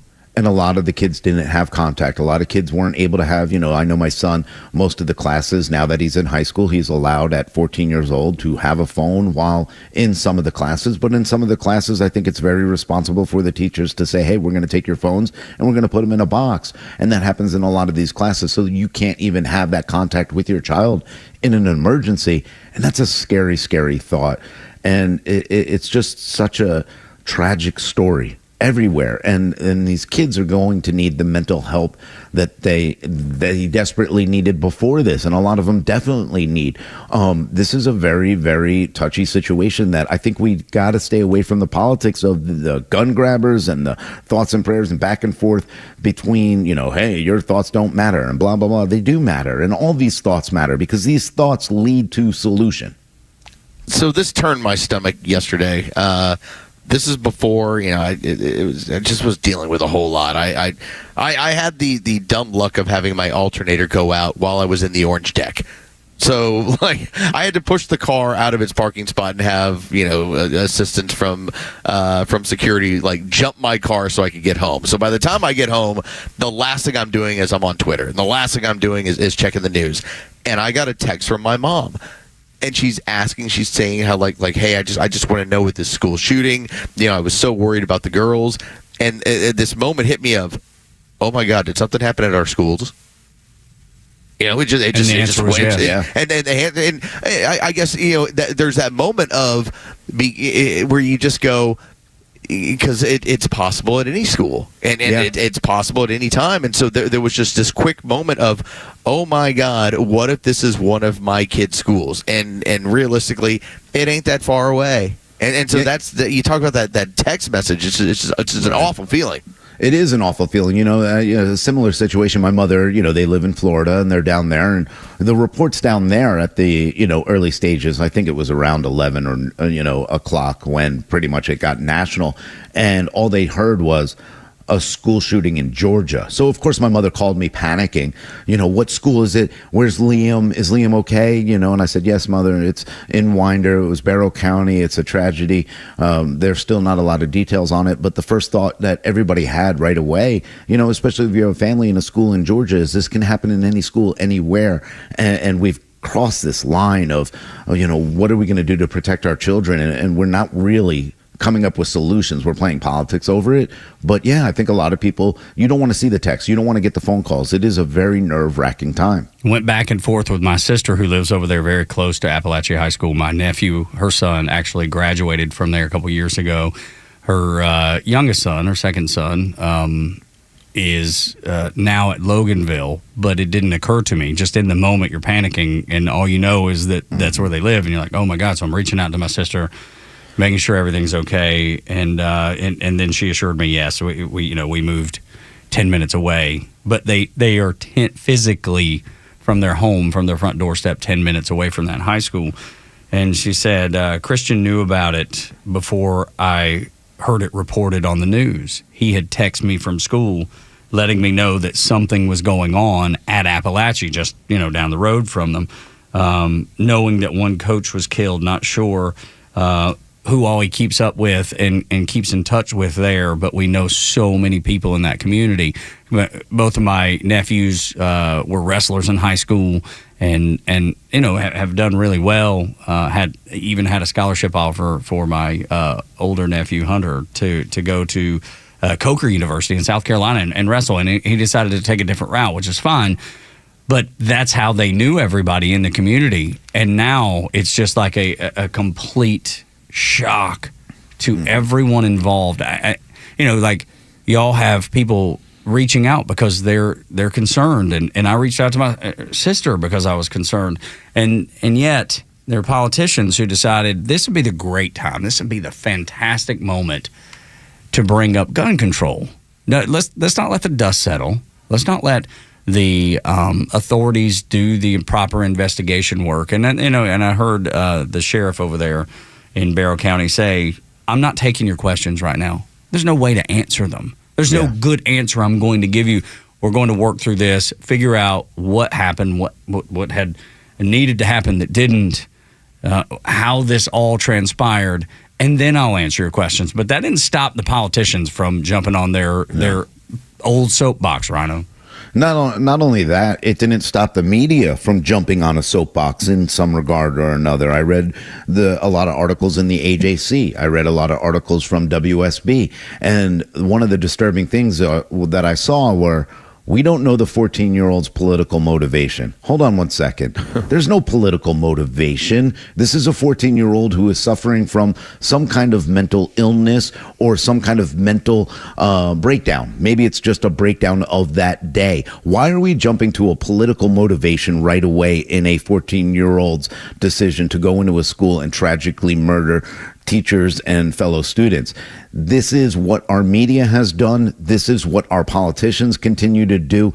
They care more about power. They care more about seizing an opportunity. And Democrats, more than anyone else, as soon as they hear this, it's a sprint to a microphone. And that's the scariest part for me. We need to be looking for answers, not making people politically divided based on a school shooting by a 14-year-old. Well, I think we should really highlight this, because if you want to talk about, the most famous one of all these, Columbine, that was about two kids that felt they were bullied, and they were medicated and they were bullied, and this is what they did. Everything we keep hearing about this was a special needs area of the school with a special needs child. And so to quantify this as somehow, well, this is every kid. Well, it's not. And is this mental illness? Well, it kind of depends on how you see it. But one way or another, this is not some well-adjusted person who just decided randomly to shoot up a school. That's right. It's just not the case. And just like the thing in the Nashville shooter, there was clear mental illness involved. And I don't know that she was medicated. I don't know the answer to that question. Maybe one of y'all do, but I don't. We have to start asking questions, I feel like, about the actual medication at some point. Yeah. Right? Because that's what stands out to me, is that we know those side effects, Rhino, are always crazy. If you listen to any medication that they're selling on TV, the side effects are often sounding worse than what it helps prevent or cure. Well, how many of these mental, depression medications that we see advertised on TV, one of the side effects is suicide. One of the side effects is, hurting yourself or hurting others or violence in one way or another. They tell us right away, yet when you ask these questions, and we learned it through COVID, you can't ask questions about medications. You can't ask questions about Big Pharma, and you sure as heck can't sue people.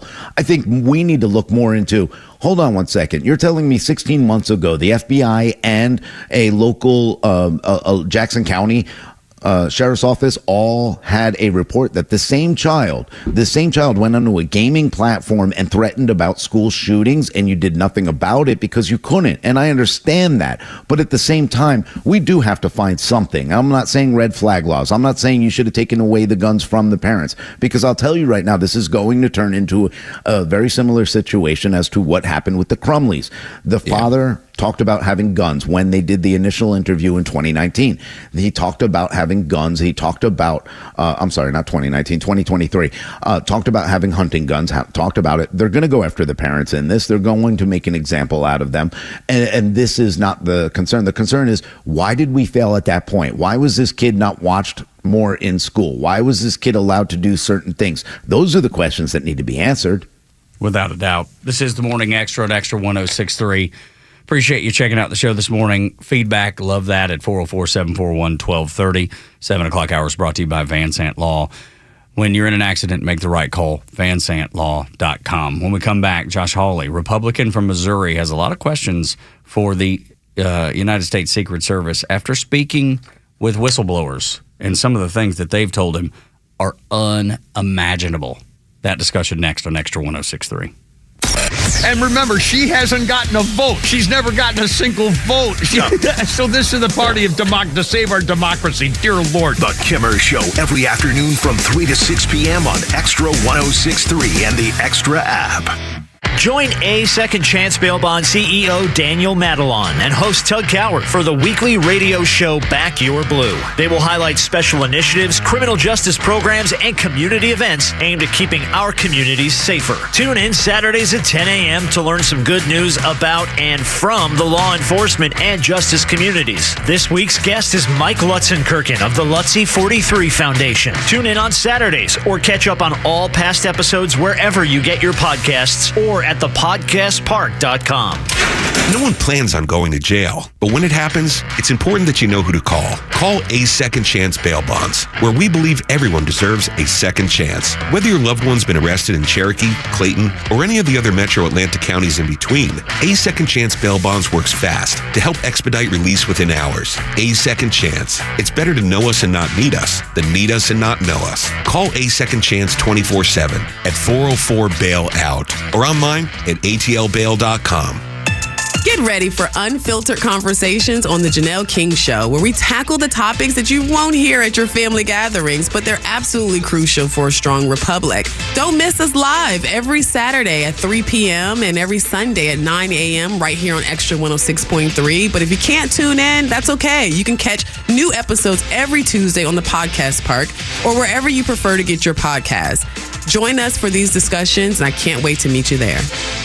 This September, Diamonds Direct's ultimate offer is back, stronger than ever. Diamonds Direct helps you get the perfect jewelry gift with 0% interest. That's right, enjoy 5 years of 0% financing on any Diamonds Direct purchase. It's your chance to get her the perfect ring with 0 interest and comfortable monthly payments that fit your budget. But act fast. This offer ends September 30th. For details and more, visit diamondsdirect.com. Spread your payments over 5 years with 0 interest on approved credit. Only at Diamonds Direct. Your love, our passion. For anyone living with everyday aches and pains, there's a lot of things you can try. You know, tough it out, bite the bullet, grin and bear it. Or you can try something that has helped so many other people, Relief Factor. Relief Factor is a 100% drug-free daily supplement that helps your body fight pain naturally. Developed by doctors, Relief Factor uses a unique formula of natural ingredients that addresses the inflammation where pain starts. And Relief Factor doesn't just mask pain for a short time. It helps reduce or even eliminate it all day, every day. Wherever you're hurting, your back, neck, joints, or muscles, in about 3 weeks or less, you'll see a difference and rediscover what it's like to feel better and live better. So if everyday pain is affecting your life, don't go with the mind over matter approach.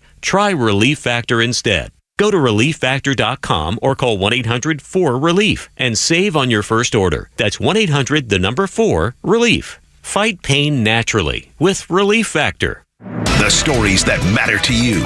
These are your Georgia headlines. Presented by RBM of Atlanta, your Mercedes-Benz connection since 1964. Here are your top stories in the state of Georgia for today, Thursday, September 5th. Richard Aspinwall, Christina Irami, both math teachers, Mason Schermerhorn and Christian Angelou, both 14-year-olds, were the victims of 14-year-old Colt Gray when he opened fire at Appalachia High School. 9 others were injured and taken to the hospital, where they were all released. The shooter was taken into custody after he was engaged by a school resource officer. Gray is being held in a youth detention center and will be tried as an adult. The FBI and Jackson County Sheriff's Office say the 14-year-old was on the radar 16 months ago after he made threats on a gaming site, but they didn't have enough evidence to charge him. Greene County Fire Rescue Battalion Chief Chris Eddy was battling a truck fire near Greensboro when an explosion occurred, injuring the firefighter. He later died from his injuries. The Georgia Bureau of Investigation will be performing an autopsy to determine the cause of death. It's unclear if anyone else was injured in the explosion, and the cause of the explosion is still under investigation. And in sports, Jared Kelnick's 3-run homer powered the Braves to a 5-2 win over the Colorado Rockies last night. The win helped the Braves maintain a half-game lead over the New York Mets for the final wild-card spot. The Braves will look for the sweep of the Rockies this evening at 7:20 when Reynaldo Lopez takes the mound for the Braves. You can catch all that action on our sister station, 680 The Fan. Josh Hawley has been informed by whistleblowers that the people that were there under the Secret Service envelope, if you will, under the direction of the Secret Service, weren't actually Secret Service agents. They were Department of Homeland Security agents that never really had protected anyone in a situation like they were expected to protect someone, like Donald Trump. Turns out they had just done a webinar that didn't really work. This is who was sent out. This is the failure, and there's so many failures in this, and some of them I believe probably were intentional failures to actually protect President Donald Trump. These whistleblowers have some things to say, and Josh Hawley is not afraid, Lowe's, to say them out loud. Yeah, and I'm glad that if you think about the one person that's been held accountable, the director of the Secret Service, and talking about, well, you know what, that roof was sloped, so it's way too dangerous for us to put anybody on there. I'm glad that Josh Hawley won't let this go, and that he's actually having people within the organization saying we are wildly unequipped to handle these scenarios. As I think one of the big ones that I heard from was Glenn Beck. Within days, talking about their work that they've done in the security field, and saying how private professional groups are so much better than what we currently have protecting our politicians and our foreign dignitaries. We have that. We have that cut real quick. Let's hear from Josh Hawley, Rhino, then we'll get to you. Senator Josh Hawley's been in contact with whistleblowers and has new information he's going to exclusively share with us here at Primetime. So what now are we hearing from whistleblowers, Senator? Well, what I've heard tonight, Jesse, is that most of the agents who were there at that rally in Butler were not Secret Service agents. They were, in fact, Homeland Security agents. And get this, most of those Homeland Security agents, the only training that they received was an online webinar, a 2-hour online webinar. And I'm told that about half the time, the sound to the webinar didn't even work. So think about this. The President of the United States, former President of the United States, Donald Trump, is sent out on stage. Most of the people there aren't trained. They're not qualified. They only got a webinar training, and even that didn't work. It is absolutely outrageous. It is outrageous. And, the reason I put this cut in, because Jesse Waters has done so much good work on this where nobody else is doing that work. Josh Hawley also doing great work on this. These whistleblowers have come forward, and a lot of them are giving information now that we have never been given before. Number one, obviously on this, that it was the Department of Homeland Security, and they weren't trained Secret Service officers. The other thing that we got from Josh Hawley and the whistleblower is that the first person to actually engage the shooter was not a Secret Service sniper. It was a local Butler PA SWAT team officer that actually took the first shot and broke the gun. This is something that nobody told us. Why? Well, I think the obvious is because the Secret Service is completely unprepared to be in the situation they are. They're unprepared, and to pretend they're underfunded, I think is so silly. I think there's a report out last night said they got a big trip to Disney for a DEI summit or something. They're going to pay for all that, so they can't they can't fund protecting the president, which is their stated goal. I think that's part of why you never heard anything about that, Rhino. Yeah, I think this is a very, very gosh, I don't want to say it's being kept a secret, but it sure seems that way. I mean, a lot of the information that we're getting has been kept secret for so long, and then it's, it's I'm sorry, I'm losing a word that I'm trying to come up with, but it contradicts. It contradicts exactly what they said. And when the Secret Service director comes up there, or the FBI director comes up there and says, this is the information we have, this shooter was a Secret Service. Why are they taking credit for it when it was a SWAT officer? Why are they not talking about the fact that the Secret Service said, no, we don't need drones, after we were told they just didn't have the ability to use drones? They actually turned down the drones. They turned down a lot of help. Why were the radios off? Why didn't they have communication with local police? This is the reason that conspiracy theories start. This is the reason people are saying, is this an inside job? Why would this be such a failure? I believe there's two things in play here. There's wild incompetence. That's everywhere along the lines. Everything we keep hearing, and I'm glad Josh Hawley brings it up, with the whistleblowers coming forth, they're the ones that are saying, here are the areas that we are not adequate. Not hey, here are the areas we're exemplary, here are the areas we're good. He's like, we aren't adequate to be protecting people because we're not handling this. And the other thing that really jumps out, once you just get beyond that, man, we're fortunate to have Donald Trump here. Yeah, no, that's exactly right, because you shouldn't be. And last night, we actually flipped on Fox News about 9:05 because Trump was on with Hannity. So my wife and I watched it, and we noticed the place on his ear because we were looking for it. It was kind of a tight shot. And you're Rosie O'Donnell, huh? Yeah, no. Well, no, less about that because I believe it's a shot where Rosie doesn't. Who Rosie keeps staring at his ear. She's like, I can't tell if he got shot there. But yeah, right. But you can see where it happened. There's a small deformity there. You can see where it all happened. But But I leaned over and I touched my wife's ear right there on that spot. And I was like, think about how close that is to you being dead if a bullet is there. You know what I mean? Like, all you have to do is touch your ear. And then think about how close that bullet got to taking him out. When you say, thank God we have Donald Trump, it's the truth. Millimeters away. And you have a Secret Service that right now is trying to stonewall any investigation because they know they're incompetent. They know that they're focused on DEI instead of protecting the people that they're supposed to protect. But that's what leftists do. And we have leftists that have infiltrated the entirety of our government, including the Secret Service. Was it an inside job where they set it up? No, I don't know if I believe that. But I certainly know that they're so incompetent that they probably allowed it to happen, whether intentionally or unintentionally.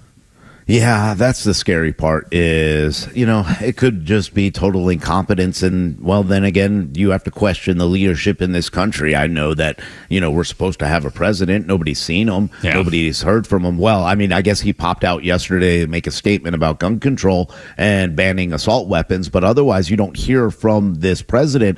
So I don't know what you're supposed to think anymore, but I would go back to incompetence. Why did they decide that this Secret Service team, and then to find out that Josh Hawley they tell you that these are not even the Secret Service, these are Department of Homeland Securities, who on a webinar where the webinar didn't even work, that's how they were trained over 2 hours, crapped out, and then you put that same group in charge of a political opponent's but here's the thing, Rhino. It doesn't matter even if the webinar worked. We need people that are trained in being a sniper, in protecting someone, in security. No, there's not a weapon. No, I know, but I'm telling you that Josh Hawley's exactly right, man. Freaking, it wouldn't have mattered. It wouldn't have mattered what kind of training they got. They're sending out the wrong people because they're that incompetent. That's the point. All right, I know that. That's why I'm agreeing with you. I agree. What I'm saying is, that then leads you to believe that, hey, maybe this is an inside job. That's what opens up these kind of questions. That's what opens up people to say, why would President Biden, they had to have known that these weren't Secret Service agents. Why would they send them in charge? Why wouldn't they look and say, hey, you know what? We have really good, well-qualified Secret Service agents all over the country, because it's not just in one place. There are 3,300 Secret Service agents. There are better ones out there. All are busy. They're all busy. What? They're all washing their hair. But exactly. So how would we not believe that? Hey, this might be something that was looked over by the intentionally. Intentionally. Even. Yeah, absolutely. Think how crazy it is that you are essentially what we're saying is that when it comes to protecting a former president, the government looks at it as you can take regular civil servants, give them a webinar that doesn't work properly, and then say, go about your business. Yes, you're good. You're good. You're good now. Like saying I can take a webinar and I can be the president of a bank. It's insanity. No, you can't. How about a brain surgeon? Yeah, or that. Yes, for an even a more egregious example. It's exactly right. That's what I'm saying. Like, I'm Dr. Tug. I took a webinar. Here we go. Absolutely right. So what I'm going to do? My study in YouTube U. It's Rhino. That's exactly right. What was the commercial? Remember a commercial a few years back, and it was dude was about to cut into somebody's chest, and he was like, "Well, I'm not a doctor, but I did stay at a Holiday Inn Express last night." Holiday Inn Express commercials. That's exactly what our federal government has become. It's like, and considering the scenario that I've had in the last 24 hours where we've had 2 different cars in our house crap out, if I was to show up to your home and be like, I'm here to work on your car, run, okay? Don't let it out of the garage, okay? I took a webinar last night, and I'm here to work on your transmission. Do you have internet? I need to connect to YouTube to see how to make this transmission work. I need a scalpel and YouTube, and I'll fix your heart up. But it'll be great. Or I'll put some butt implants in like they do in Mexico. You know? I mean, it's so ridiculous. All of it's so ridiculous. I'm here to give you butt implants. I took a webinar. That's right.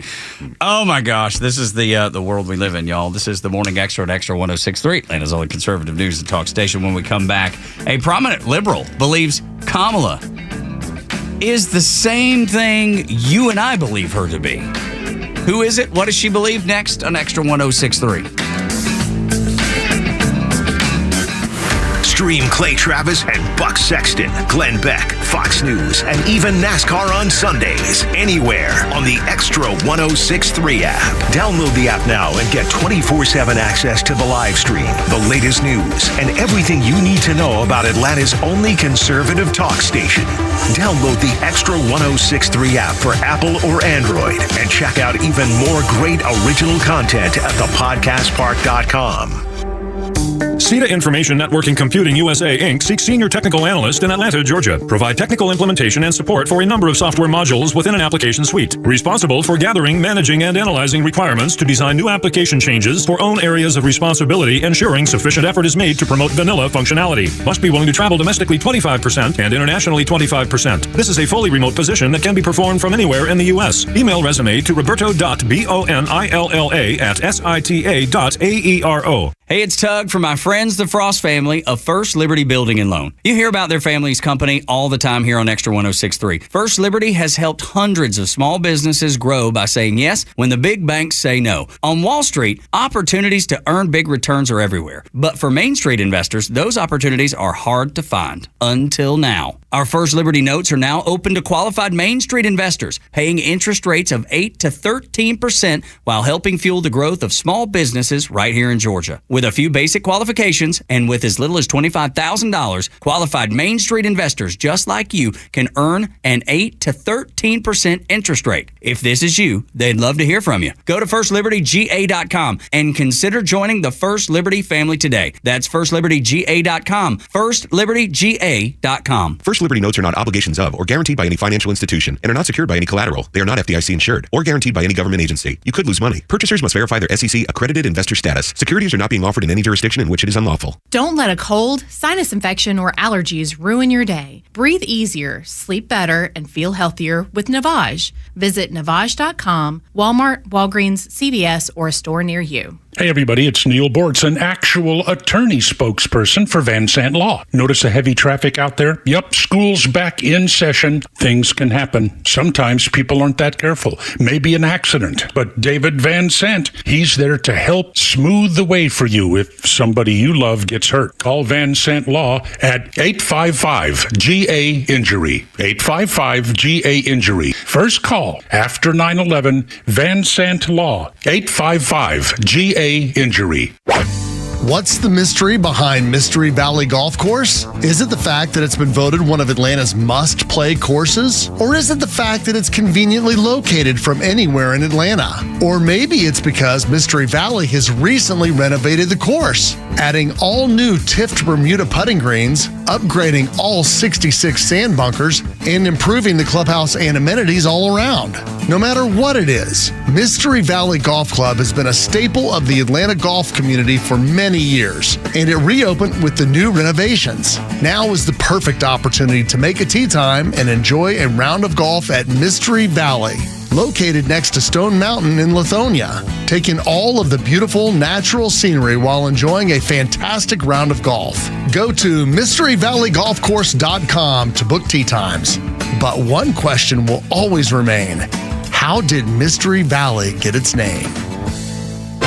The Brett Baer Minute. 6 hostages were discovered dead during an IDF operation in tunnels below Rafah. One, an American-Israeli citizen. Fox News radio political analyst Josh Kraushaar. It seems that the Israel-Hamas situation and the gruesome discovery of the 6 hostages, including the American, does affect the dynamic in this election, as we thought U.S. policy to Israel might. Foreign policy usually is not at the top of voters' choices when it comes to a presidential election. But when you look at just how the Democratic Party is divided over Israel, and you look at these ugly scenes on college campuses where you have, terrorist flags and terrorist slogans being spouted on some of the elite campuses in our country, it does tap into a real challenge for the Democratic Party, and something that I think Donald Trump could exploit if he chose to at the upcoming debate. I'm Brett Baer. We'll see you next time. The The Morning Xtra, Neil Bortz, and The Kimmer Show are all online for you anytime at thepodcastpark.com. Plus all of Xtra's exclusive podcasts like Ben Burnett, Janelle King, and so much more.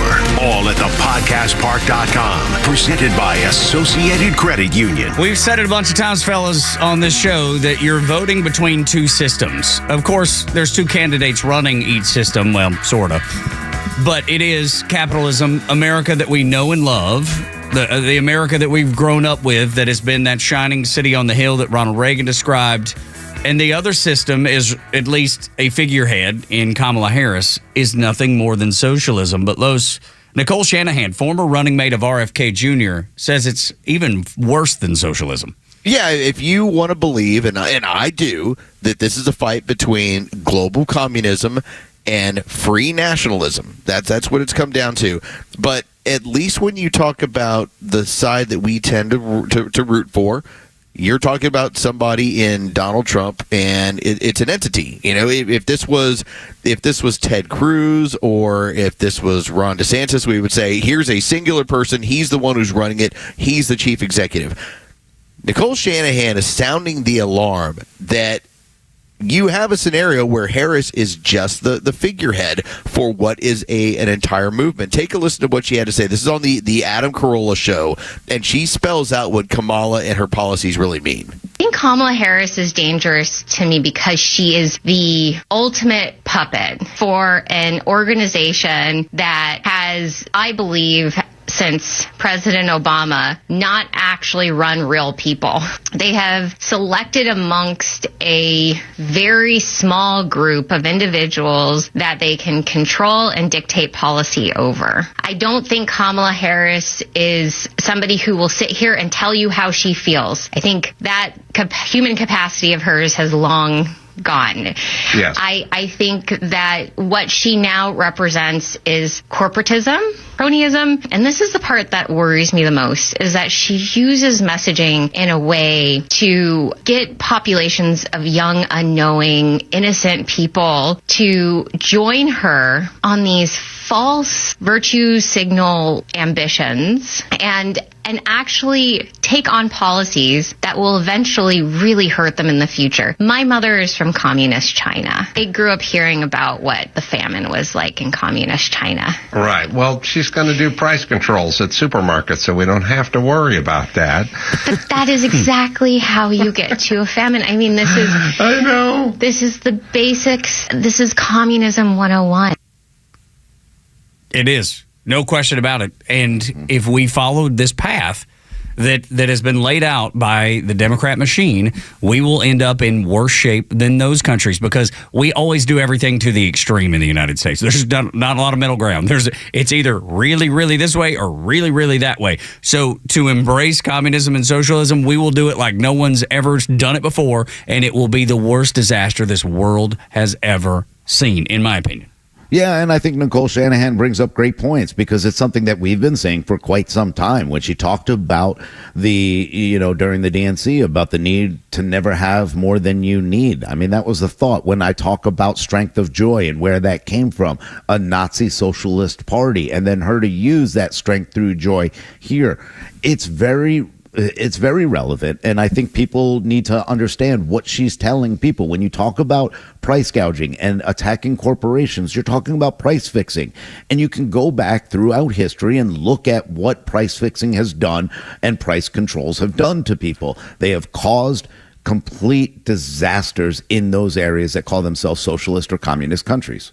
I think about in terms of the United States, we're supposed to be 50 Petri dishes where we try different things at the state level, and some things get adopted nationally, some things don't. What Kamala Harris is asking you to do is to take all the worst policies of California that have essentially put that state in such a huge budget deficit that they can't get out of unless they start drilling for their own energy, which they won't do because, again, they're policies. And she's asking you to take policies of that state and make them nationwide, and a lot of them are communist in nature. That's really all she's doing that makes her distasteful to American voters when they get to learn about her. To piggyback on that, Los, look at what Oregon did by legalizing hard drugs. 4 years later, Now they're recriminalizing them. And you have these leftists, these communists, these socialists that are screaming bloody murder. No, you're doing the wrong thing. The people have spoken. They've seen what it actually does. You just got like a little micro test of what communist ideas do to society. And they said it's like an open air drug market in downtown Portland, Oregon. I've never been to Portland, but I hear one of the prettiest cities in America. I've been to Seattle, so at least I know the terrain just a little bit, and I know it is beautiful out there. But you're taking everything that is sacred and you're flushing it down the toilet in the name of progressivism and in the name of communism, socialism. And now the people out there that have experienced it, they voted it right back out. They have decided, we don't want this. And yet I guarantee a lot of those people, those same people, will be voting for Kamala Harris, Rhino. Yeah, and I love the fact that you brought up areas like Portland, and Seattle's one of those too, but bring up California. That's a testing ground for communism and control. When they tell you that, hey, guess what? You're not going to be able to get a gas-powered car by 2030. Guess what? You need to get rid of your gas stoves. You need to get rid of your gas lawn equipment. Have we forgotten about that?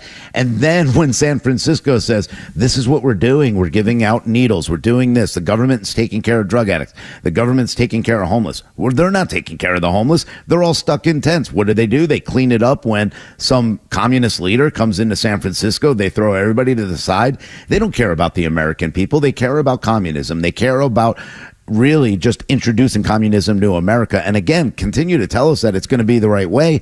But yet California loses people every single day. In fact, those are the people that are dying, the homeless people on the street, the drug addicts on the street, and they're making it easier for them to get clean needles. Consider this. This is a fact.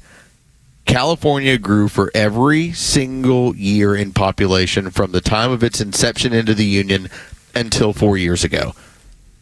Think about that. Like, it continuously grew. Changed? And then what changed? And it was COVID policies and it was business policies. And people started saying, I'm getting out of here. And that is what Kamala Harris is looking to export to the rest of the country. I think, now that we're inside of it, now that we're getting to the finish line and we're going to see a debate coming up early next week, I think that's going to have to be her goal is, how do I hide my sickle? Okay. Oh yeah, that's right. That's right. How do I do this? How am I going to get up in front of the country and try and act like I have not adhered to and tried to expand communist policies? And keep in mind, though she's flip-flopped on a bunch of issues, please do not buy it. Please do not listen, because she is misleading you. She will be exactly what she said she always is, a freaking progressive socialist. That is it. She said in that town hall, the little bit you got to hear town hall, in that interview with Dana Bash on CNN, that little bit, the 18 minutes, less than 18 minutes that you got to hear, that her values have not changed. Though she's flip-flopped on things to appear centrist, her values have not changed. Everything that she says she is in the past is exactly what she is now and will be. Yeah, and you know what she's doing? She's trying to move money down ballot. Why? Because she realizes, hey, here's what we've done. We've thrown out the ideas. Let's see how much of it sticks. Let's see how many people poll better about my communist ideas or the Marxist ideas that we want to implement. And when it wasn't going well, and it's not going well, now they're trying to move money down ballot to be able to get the House and the Senate, because they realize, hey, we still can stop Donald Trump one way or another. We can still stop from helping American people by holding up progress every single day until we do have the ball again and we're able to go ahead and implement this in a better and more strategic way. This is the Morning Extra and Extra 106.3. I'm hopeful that other people will pick up on the things that we've been saying, and I'm not concerned about our audience for the most part. I think people listening to Extra right now, you listening right now, know what we're saying is true because you believe it too. But I am encouraged because Nicole Shanahan she's a liberal. Yeah. It's not like she's some conservative that's saying the same things that we are. She's picked up on these things too, and I think that's important to point out. I think it's also important to point out, just as you said, we do have, we have a core audience. Thank y'all. It keeps growing, keeps getting bigger and bigger and bigger. But you also have people that do hate listen, okay? Like, there are people that emotionally just want to be angered by what we have to say. Board Up Going Virgin River said he does that occasionally. That's right. He hate listens. He's like, oh, my God, I can't believe they feel this way. But I hope those people, at least some of them go, oh, that might be a good point. Yeah, that might not be in the best interest of the country. Maybe, just maybe, they're not taking the whole red pill, Tug, but maybe just got like a little sniff of it. Huh, that makes some sense. Yeah. Take a bite of the apple, maybe. I love it. I hope so. I hope that is the case. Morning Extra at Extra 106.3. If you feel that way, like you've been red pilled, or you think we're crazy as all get out, 404-741-1230. Love to hear from you this morning on the Morning Extra. Agree with us or not, you're always welcome on this show. You can find us across the social media platforms at Extra 106.3, at Tug Cowart, at Rhino Extra 106.3, and at Front Office Lowe's. And since I mentioned our board op, Joe Virgin River, he's at Joe Tom Virgin. I want to reach out to him there. The sheriff of Barrow County's assessment of the shooting at Appalachia High School was spot on. I want you to hear him in his own words. Difficult conversation ahead on the Morning Extra at Extra 106.3. It's time for the Bortz Report, exclusively on Atlanta's only conservative news and talk station, Extra 106.3. Georgia is at the center of the nation's news today because of a shooting at a high school near Winder. 4 people were killed, 2 teachers and 2 students, several more injured. They're expected to live, and we're all sitting around wondering how in the world does this happen, especially considering the shooter is 14 years old. At 14, I was delivering papers and trying to get enough new subscriptions to earn a trip to Disneyland. At 14, maybe at 13, this kid was sending shooting threats. We are told now that the authorities are trying to figure out a motive. Note, please, that I do not mention the alleged shooter's name, nor will you hear me say alleged again. Why not say his name? Because I believe that is part of his motive. I believe that is the central part of his motive. The need, the driving desire, the overwhelming urge to be famous. Becoming famous is so important to young people today. Snapchat, Instagram, TikTok. I want everybody to know my name. I want everybody to recognize me. I want to be famous.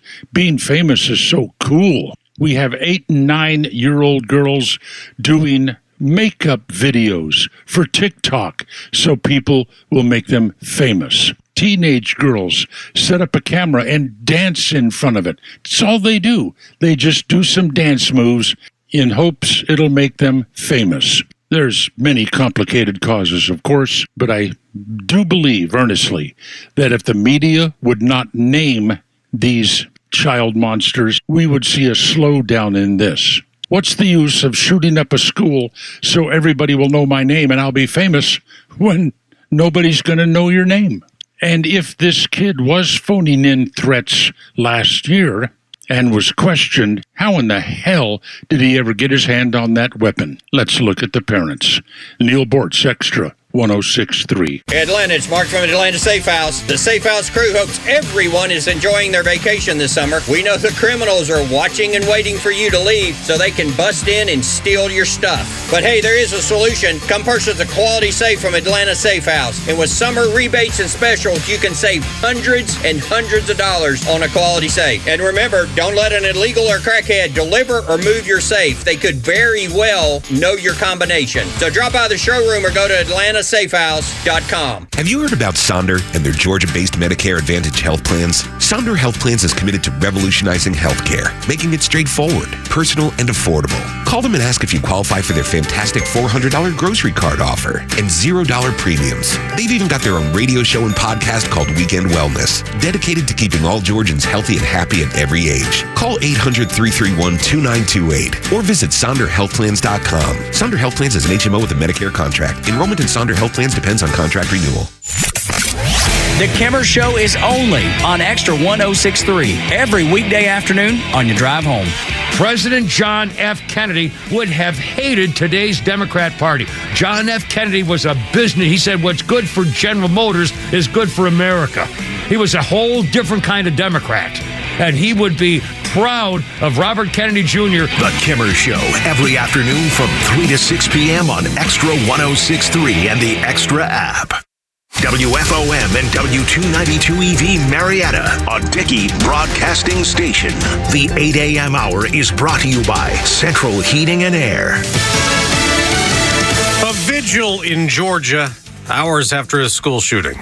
I'm Dave Anthony, Fox News. Heavenly Father, for all who are gathered in this place, I pray that you bless each and every person. Morning, the 2 students and 2 teachers killed. 9 others were wounded until an armed school resource officer confronted the gunman. He gave up, got on the ground, and the deputy took him into custody. Georgia Bureau of Investigation Director Chris Hosey says the 14-year-old boy will be charged as an adult. Now, questions still remain about how the shooter got the gun inside this school, but we do know the teenager was on the FBI radar since last year. Fox's Dana Marie McNichol outside Appalachia High School says the boy and his father were questioned about online school shooting threats last year, but the FBI found no probable cause to take any action.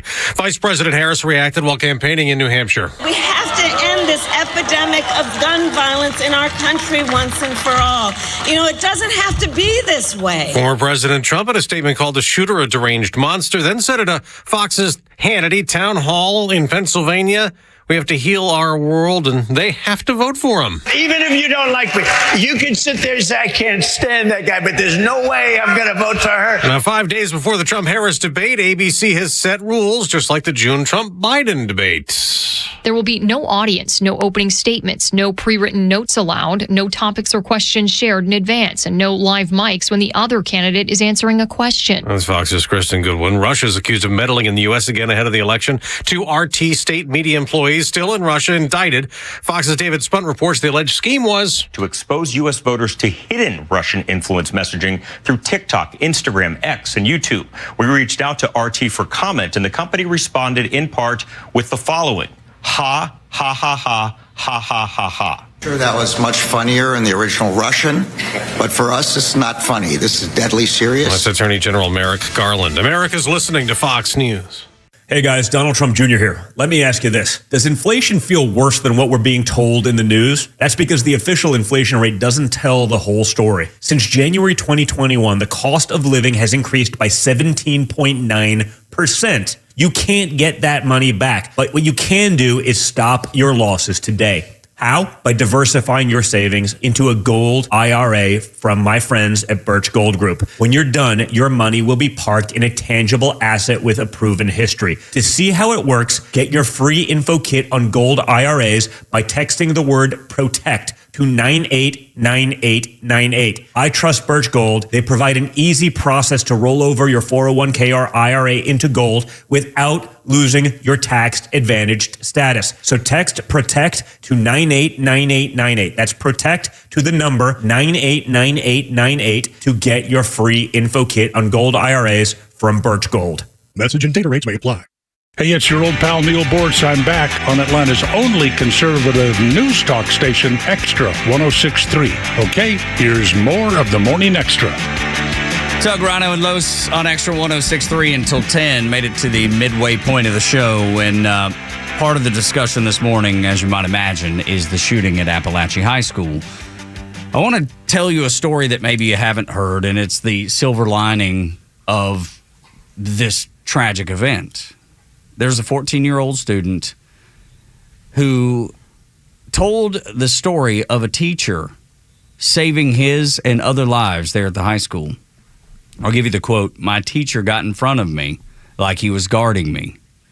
Carolyn Ryan shared this story with us. You've heard her on our show many times. You've seen her on Real America's Voice and on Newsmax. She's been on local network television here in town for years and years and years. She is a tremendous, tremendous asset to the people that live in the state of Georgia. She is doing unbelievable work, and I encourage you to follow her on social media at Carolyn Ryan TV on X, formerly known as Twitter now. My teacher got in front of me like he was guarding me. That teacher, this is Carolyn's post, was my brother-in-law.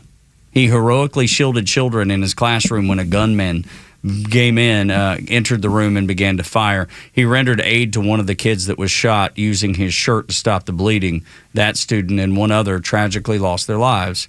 A second teacher in his classroom also rendered aid to the injured students.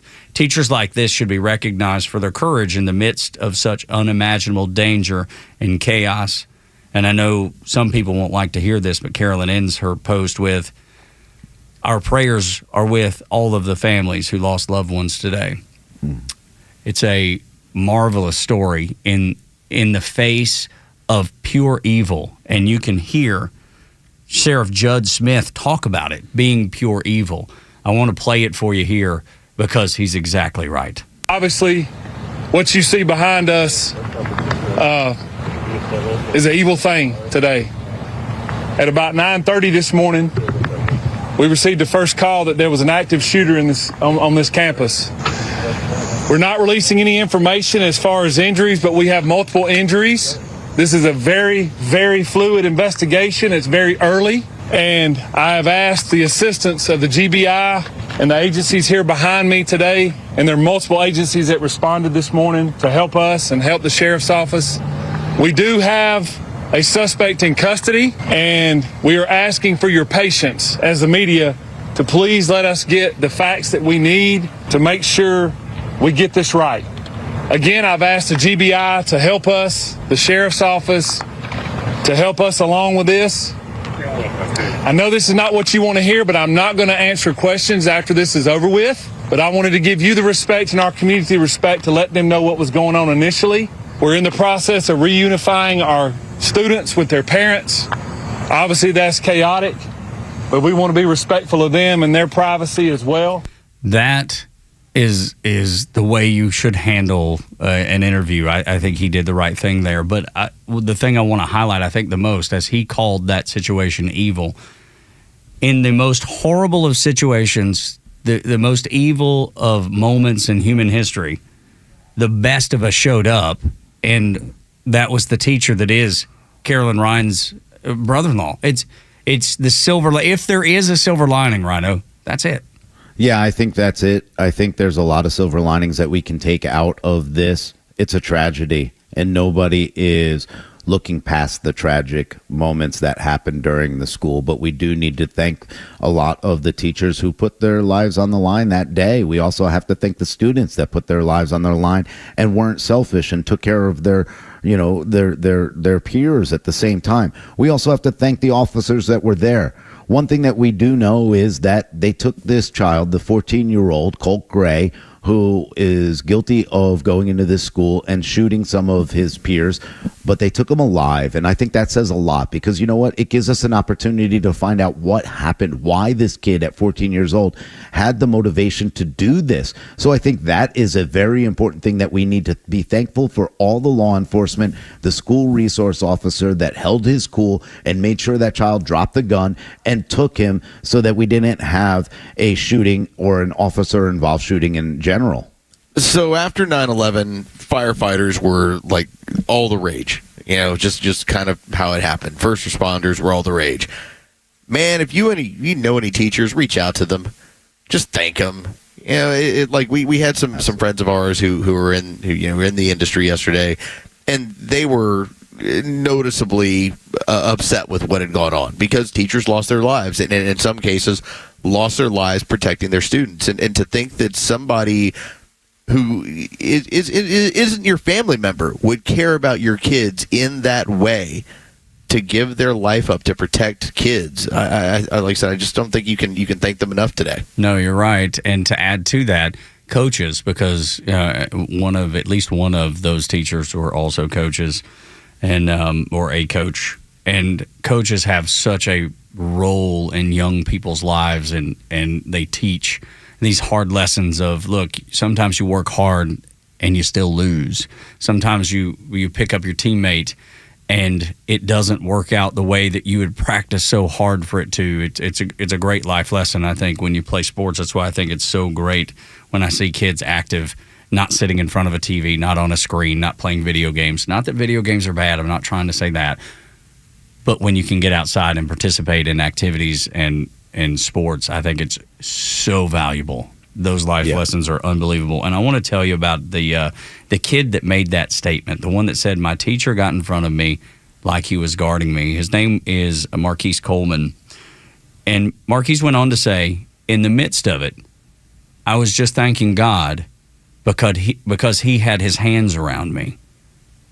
That gives me cold chills to think about. And I don't know if the kid means that the teacher had his arms around me, because I'm sure he did, protecting him, or that God had his arms around them. Both. I don't know what the answer is, but I know there was something bigger and more important in that moment, and that was protecting that kid. And God bless that teacher who did that. God bless Carolyn Ryan's brother-in-law. God, like you said, Los, thank a teacher today, because so often we hear stories of teachers that do the wrong thing, and there's people out there. It's just like police officers, right? There's police officers that do the wrong thing. But I think by and large, most teachers want to do the right thing. They want to educate a kid, give a kid a chance at a successful life. And that's what I think certainly happened at Appalachia High School. It's amazing that we're having this conversation this morning, and it's amazing to see some politicians take the opportunity to grandstand, Rhino. Yeah, I mean, it's a disgusting time to be running to a microphone to make a statement about gun control, and this is something that we don't need to be doing. We need to be talking about the families. We need to be talking about the heroes that were in that school, and we need to talk about reasons why and how we can stop this, because this isn't just a epidemic. This is something that we need to look into. This isn't about guns and guns going out and doing this, or guns talking to 14-year-old children. This is 14-year-old children who are dealing with some kind of mental health crisis, and we see it every single day. And when we go back to these, when we go back to these shootings, and we go back to some of the kids that have done these in school shootings, all of them have something in common in one way or another. Some of them are a little different, but a lot of them are all go back to gaming sites and being on social media, and also, medicines, or maybe autism, or maybe some kind of other whatever it may be that they're dealing with at that time. And we're not investigating that. We're running right to a microphone to talk about gun control. We're not really addressing the issues. Well, and I think this is where it's I don't want to call it speculation, because we have some broad basics of what has gone on.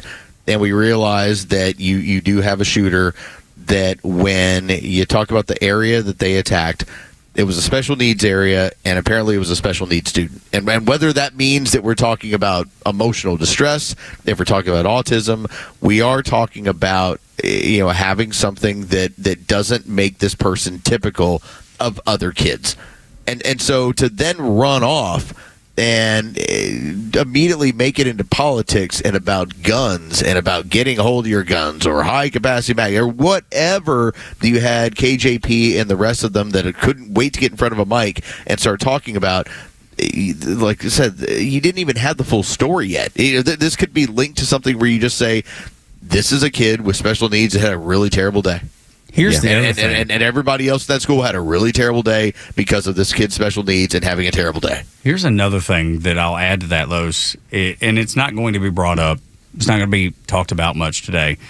That it was a good guy with a gun that stopped this, that was able to prevent this from being even worse, and saved more lives. There's no doubt in my mind that this resource officer saved more lives. This police officer with a gun saved more lives, and that will never be discussed. That'll never be talked about. That'll be brushed over as if it didn't happen. And keep in mind, remember, in the wake of Uvalde, where the police wouldn't enter into the classroom, even though they were sitting outside there where shooting was going on for a half hour, this person was like, I'm ending this right now.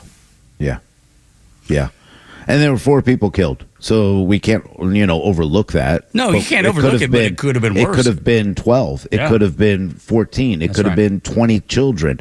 And again, going back to how you opened up this segment, there were teachers that were protecting children, standing in front of children. Thank God for them. Thank God for the school resource officer. Thank God for the ability to protect the rest of those children. But still, I understand that more things need to be done. But Democrats continue to play this game that It's the guns that we need to get rid of. Legally owned guns. That's what we need to get rid of. No, what we need to do is look at the answers that we do have. As they sit here and talk about children being scared to go to school, you know when they wouldn't be scared? When they know they're protected by people with guns, when they know they're protected by school resource officers. And the left always fights that, always fights having maybe metal detectors in front of their school, saying they shouldn't have to go to school like that. Well, you know what metal detectors do too? They make people feel a lot safer when they go into stadiums, when they go into coliseums, when they go into banks, when they go into other areas. Why would our children not feel safe when they see school resource officers? Or why would this 14-year-old who did put down the gun when he was approached by a school resource officer, maybe he could have been stopped at the front door? No, I think that's a good point, Rhino. And then I'll just add to that. I went down to that Georgia Clemson game this weekend. What did I walk through? What did all the children who went to that game with their parents walk through? A metal detector. Like you can say it's uneasy. You can say you don't like it. I don't like it either. But if it's going to save lives, if it's going to protect our children, I think that's a very small step to take to do that. And then you have Kamala Harris coming out, talking about gun control, just like we said. And then in 2019 talked about how we need to remove police officers from schools. Which is it, Kamala? Yeah, which is it? And again, I'm with you, but it's not about I'm not worried about the metal detectors. They don't annoy me that much. The annoyance for most of us is standing in line to get through those metal detectors. But none of us come out of there and go, I can't believe they put me through the metal detector. God, right. What a waste of my time. What a blah, blah, blah. No, we all go, you know what? All right, now let's go enjoy the game. Let's have a good time, and now we feel safe. And that's the idea behind why we have that kind of security in front of a baseball game, where there are 20,000 to 40,000 people sitting around. We all feel safe at that moment. We all feel together, and we're able to cheer and have a good time and not worry about things. It can happen in our schools, too. There's no reason whatsoever we can't protect our children in a different way. If you want to go down a road, because every now and then you like to be made a little crazy. One of the things that I noticed yesterday afternoon was when the name of the shooter got released, the immediate response on Twitter was, well, guess their parents were looking to raise a gun enthusiast. I was like, of course. Yeah. And immediately my first thought was, or a horse. Yeah. Perhaps a horse. Yeah. Or save their farm. This is how lowest common denominator dumb people get in these scenarios, where rather than talk about what has gone on with the students there, the entire staff there, all of the kids there, and having a moment where as a community you should take a moment to pause and go, let's everybody take a breath, be there for one another. No, that cannot happen anymore. And now it's immediately turns into let's let all the worst, lowest common denominator stuff come out, and typically most of it's political. Yeah, that's why the sheriff said, you're going to be upset. I'm not answering your questions right now because I don't know. Good for him. Good for him. I thought it was the smartest way to handle that. It's just like, and we've not talked about it a lot this morning. It's been brushed across because the fact that he was on the FBI's radar a year ago, there's a lot of things that we don't know. There's a lot of things that could or could not have been done. There's a lot of legal rights that the kid has, that the parents have, that cannot be violated.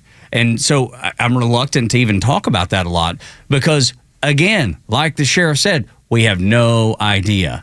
Like, I feel like we do a better job on the conservative side of being conservative and saying, let's figure out what happened, then let's work through making it correct. Then let's work through getting it right. But not on the left, man. Kamala and there's a, what is it, at Blue ATL Georgia. And they posted a video of Mike Collins talking about the guns that he has. They're like, I can't wait. Look, this guy represents that area and he supports gun ownership. As if that's some sort of connection between a kid that clearly has a mental issue and a legal gun owner. There's no comparison. There's no correlation to be drawn, yet they will. Yeah, of course they will, because it's, politically motivating to their base, and it's what they can, continue to distract from. Instead of talking about the 100 people that were killed in Chicago or the hundreds that are killed in New York or anywhere else. Downtown when Atlanta. It's not a school, and it's downtown Atlanta. They don't go into these areas that we see illegal guns. We're not talking about legal guns. We're talking about illegal guns. Have they done anything to fight that? No. In fact, they've done the same thing. They said, you know what? We need to get rid of police. We need to reimagine how our police works. No, we don't. No, we don't. We know when police are there, crime isn't there. We know when we're a part of the community and we have protection, we feel safer. We know that when we own our own guns and we're going to legally hold them, that they are going to be able to protect us from people who have illegal guns. They don't care about children. They don't care about what's really happening. If they did, they'd go into Chicago. They'd hold press conferences there about getting rid of illegal guns, getting rid of gangs with guns.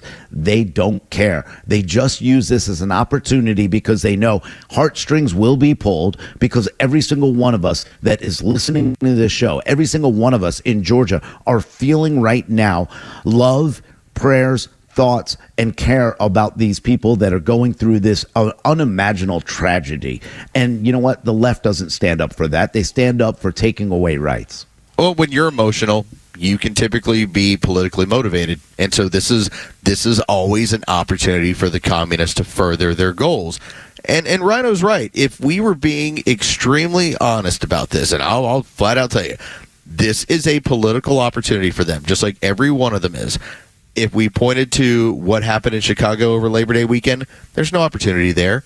Okay, like it's just accepted 10, 20 people within the black community that get shot and killed there. You know what? That's just, hey, whatever. They're going to vote for us anyway. Let them do what they're going to do. There's no political opportunity there. But now, 4 people in a Georgia high school die.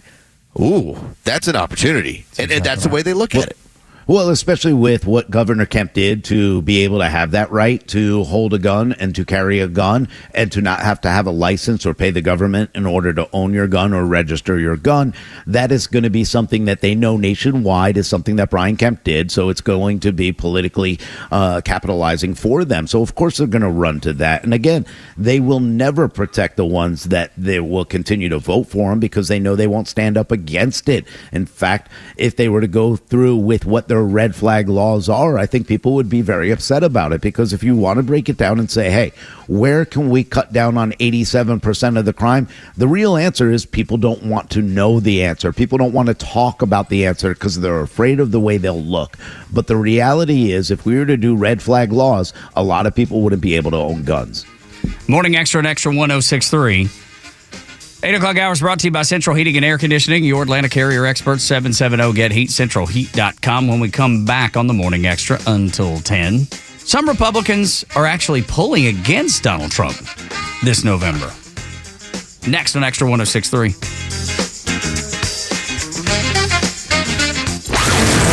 Atlanta radio legends, proud military vets, national network experts are all on Extra 1063. It's going to be an interesting couple of months. With live and local shows in the morning and afternoon, and the biggest conservative hosts in the country throughout the day.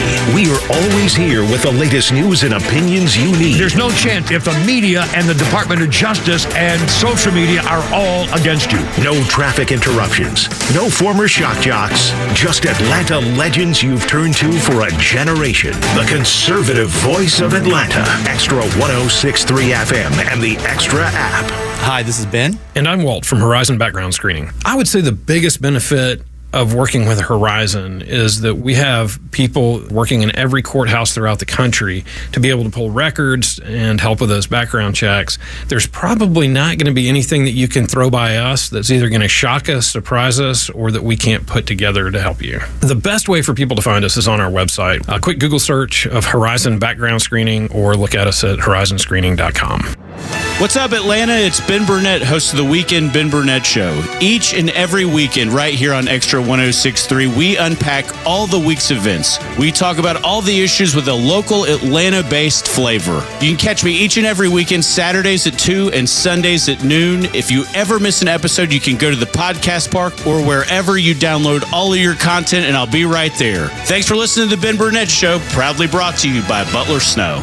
Neil Borch here. Maybe you've already taken the steps to improve your health, maybe save your life. You're using a CPAP for your sleep apnea. I've been using one for well over 20 years. So right now I'm here to tell you about a source for CPAPs and CPAP supplies here in the Atlanta area. CPAPs, etc. They're in Alpharetta. They have whatever you need. Roddy and Sharon are your CPAP experts, and they'll ship nationwide. More information, cpapsetc.com. Hey, it's Tug from my friends, the Frost family of First Liberty Building and Loan. You hear about their family's company all the time here on Extra 106.3. First Liberty has helped hundreds of small businesses grow by saying yes when the big banks say no. On Wall Street, opportunities to earn big returns are everywhere. But for Main Street investors, those opportunities are hard to find. Until now. Our First Liberty notes are now open to qualified Main Street investors, paying interest rates of 8 to 13% while helping fuel the growth of small businesses right here in Georgia. With a few basic qualifications and with as little as $25,000, qualified Main Street investors just like you can earn an 8 to 13% interest rate. If this is you, they'd love to hear from you. Go to FirstLibertyGA.com and consider joining the First Liberty family today. That's FirstLibertyGA.com. FirstLibertyGA.com. First Liberty notes are not obligations of or guaranteed by any financial institution and are not secured by any collateral. They are not FDIC insured or guaranteed by any government agency. You could lose money. Purchasers must verify their SEC accredited investor status. Securities are not being offered in any jurisdiction in which it is unlawful. I'm Chad Pergram with the Speaker's Lobby.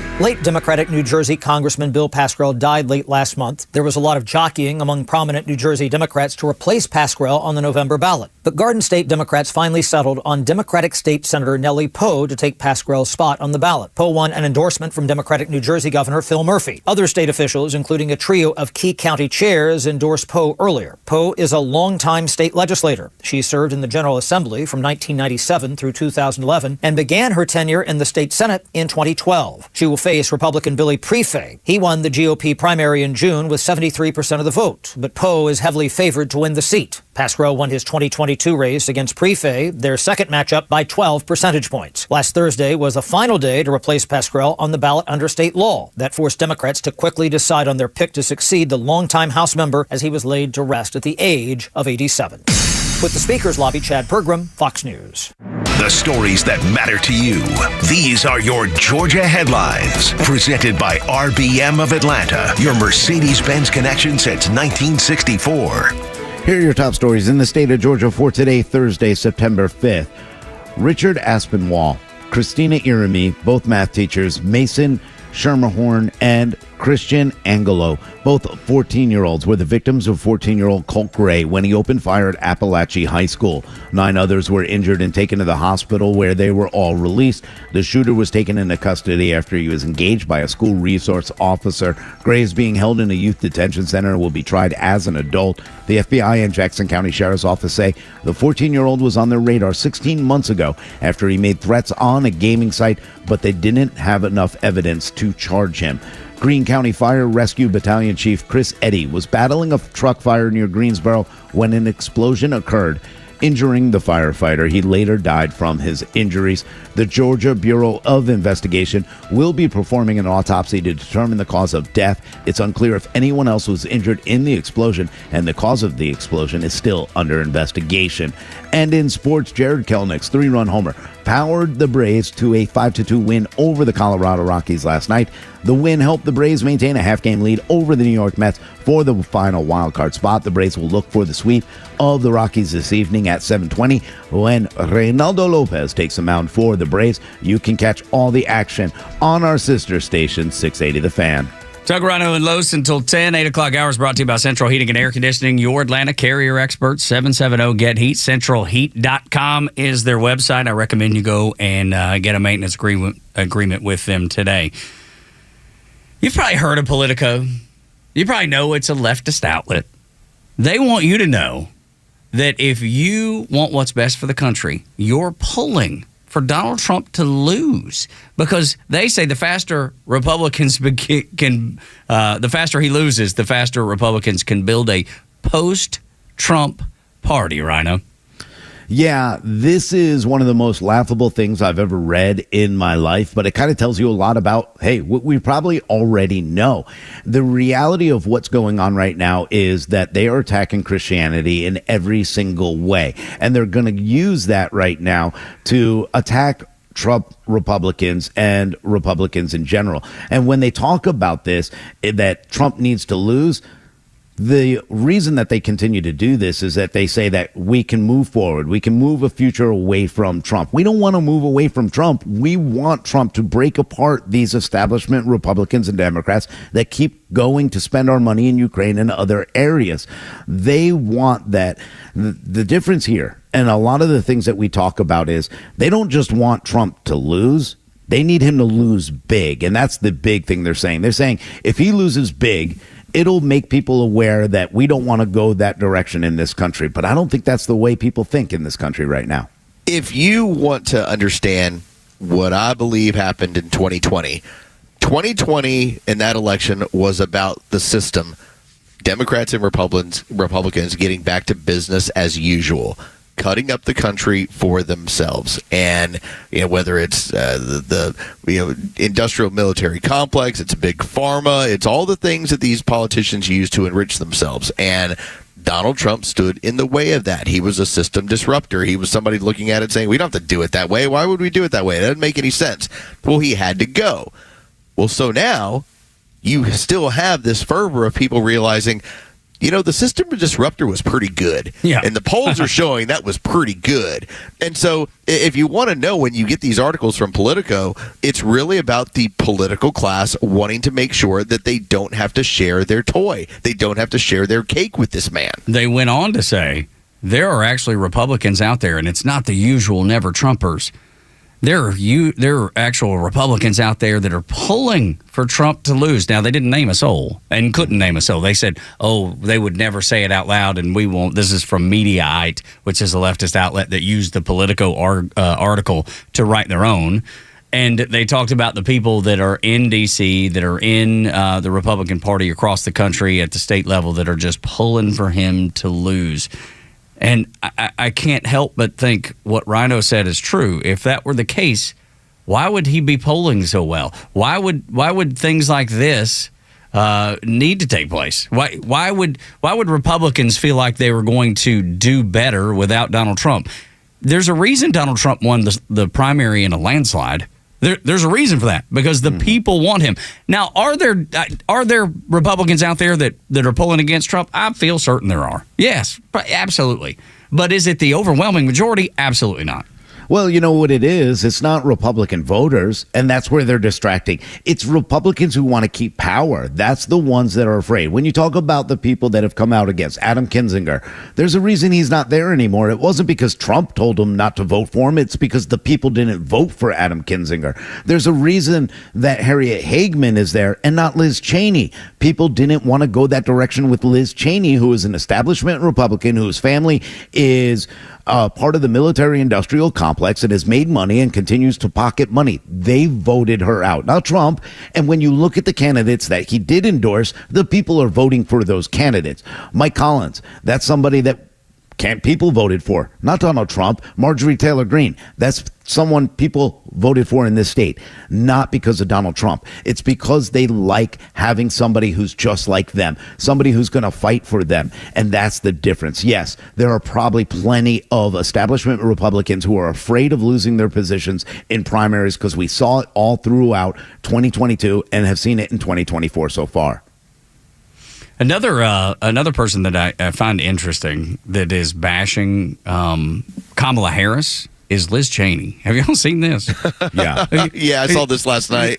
Like, for me, I'm like, well, why would you do that? You seem to be on their side on everything. Why all of a sudden are you on the side of common sense? And now she's not saying she's voting for Trump.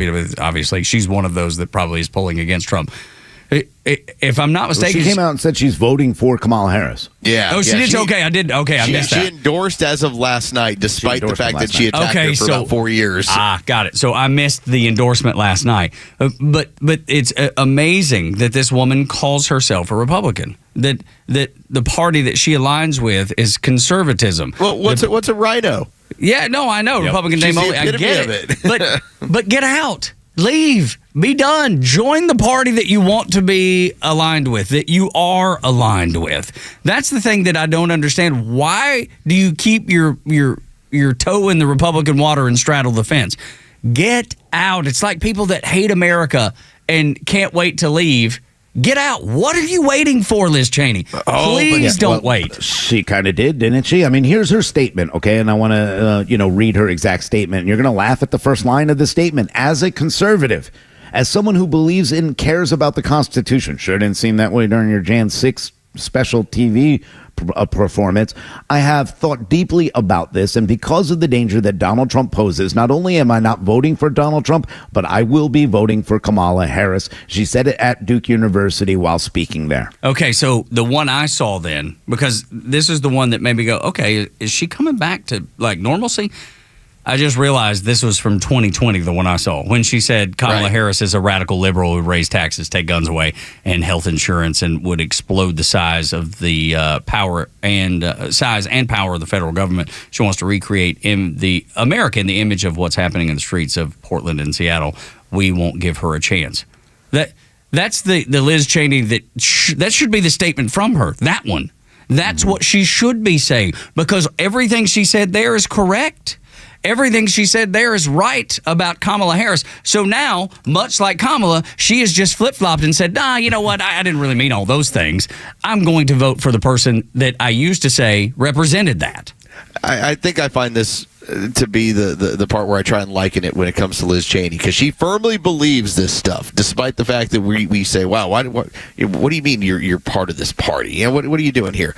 Tug, you ever been to a bar? Yes, sir, many times. Rhino, you ever been to a bar? Oh, yes. You ever been to Temple? Yes. Yep. Tug, have you ever been to Temple? If you Temple, no. Or Temple, Georgia, yes. Temple, no. Because you might feel a little out of place with it, okay? Now, keep in mind, Liz Cheney feels like she's a legacy Republican, like she is the Republican Party. She looks at it as, Donald Trump's the one who's not supposed to be here. Right. Yeah. I'm part of this thing. I'm in Temple. He's not supposed to be here. That's the way she looks at it with this stuff. And so, you look at these Republicans that when they do come out against Trump in the way that they do, it's because this is my party. This is my place. My dad ran this thing. What are you doing here? Yeah, and it's one of the weird things, because the one thing that I saw was a woman who stood up in front of everybody and redacted comments to form a narrative. She did the same things that a Democrat would do. And to bring her up, and that's exactly what Politico was doing with this entire article, by saying that these Republicans want Trump to lose big and Kamala Harris to win by a huge number. Think of the names that they threw out there. Adam Kinzinger of Illinois, and as a Republican who spoke out against Donald Trump. And of course, they used Liz Cheney. They also go to Meghan McCain because they know that John McCain and Donald Trump did not get along. They go to Mitt Romney, who we also know. These are all exactly what Carlos said, rhinos. They're people who are not in it for anything else but themselves, the power and the control that they get when they get these seats. Fools, all of them, each and every one of them. Morning Extra and Extra 106.3. Leave it to Steve Ducey, or Peter Ducey, rather, to point out Kamala Harris's accents and to KJP. And of course, KJP just is like, well, what do you mean? I don't know what you're talking about. Check this out. A different topic. Since when does the vice president have what sounds like a southern accent? Better thank a union member for sick leave. You better thank a union member for paid leave. And you all helped us win in 2020, and we're going to do it again in 2024. I have no idea what you're talking about. Well, I mean, this is... she was talking about unions in Detroit using one tone of voice. Is this something that same you think... line? Okay, Peter. That she used the same line in Pittsburgh, and it sounded like she at least had some kind of a southern drawl. I mean, do you hear the question that you're... I mean, do you think Americans seriously think that this is an important question? They care... You know what they care about? They care about the economy. They care about lowering costs. They care about health care. That's what Americans care about. So... That's what they want to hear. This is something... They care about... Your colleague just asked me about... what basically we talked about, went back and forth about democracy and freedom. That's what they care about. I'm not even going to entertain some question about the president. It's just hearing it sounds so ridiculous. Well, but hearing it is... The question I'm talking about, the questions is just insane. Is that how she talks in meetings. I'm just Peter. We're moving on. It's so good because he will not let it go, and she knows exactly what he's talking about. Well, she tries to deflect. She goes to the economy and costs of just living, covering the cost of living, and then healthcare. Okay, well then let's shift gears. Let's talk about those things. Why haven't she fixed those things when she's been in office for the last 3.5 years? Well, let's talk about that then. Well, then I'll tell you why I think this is relevant, because a lot of people are going to say just what she said there, that this has nothing to do with anything. These people care about the economy. These people care about the border. These people care about inflation. These people care about interest rates. Well, I can't trust you if you're not real. If you're a fake person, when you go from one event in Detroit to another event in Pittsburgh, I can't trust that what you're doing or what you're saying is truthful. Your accent is not truthful. This goes back to Joe Biden trying to relate to everybody. If I'm in San Antonio, I tell you, I like breakfast burritos. If I'm in Philadelphia, I tell you, I was raised and went to a black pool and kids, came up and they pet my leg hair. This is the relation that they try to make, because it's a bunch of propaganda and it's a bunch of pandering to an audience, thinking they are so low and so silly. If I act or sound like them, they'll vote for me. If your policies were good, you wouldn't have to worry about this stuff. Right. All right, because good policy applies to everybody, and unfortunately, instead, you have to turn it into, all right, what mask do I have to put on here? Do I have to pretend I'm Southern? Do I have to pretend I'm Northeastern? Do I have to pretend that I'm not a California liberal? That's all she's doing. And Peter Ducey is asking the question, and he's leading the horse to water. The only answer is, man, she's phony. Yeah, she is as fake as they possibly come. And the flip-flopping, don't be misguided, don't be misled.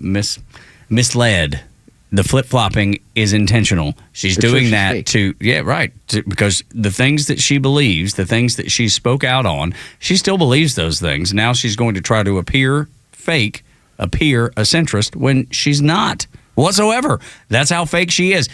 Her ideals, her beliefs are as fake as her fake accent.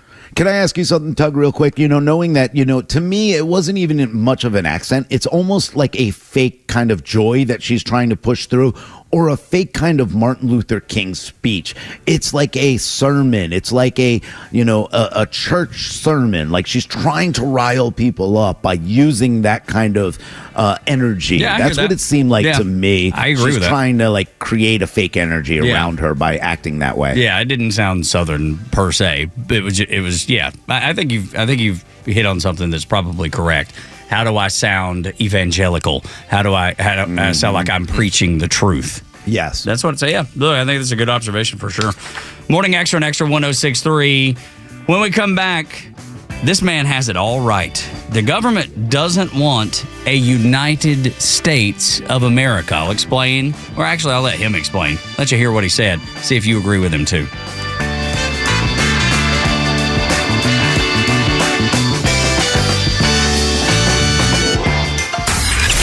The legend Neil Bortz is only on Extra 106.3. Hey, it's Pete, and here's what you missed from the Talkmaster. Well, if you've been listening to me for any time at all, you know I heap praise on our government and union-dominated system of education, and my admiration for parents who just send their kids off to the government to be educated. Catch Neil's commentary every day on Extra 106.3, or listen anytime on the Extra 106.3 app. I want to tell you why Central Heating and Air Conditioning stands out among all the companies in Atlanta that do HVAC work. It's Tug.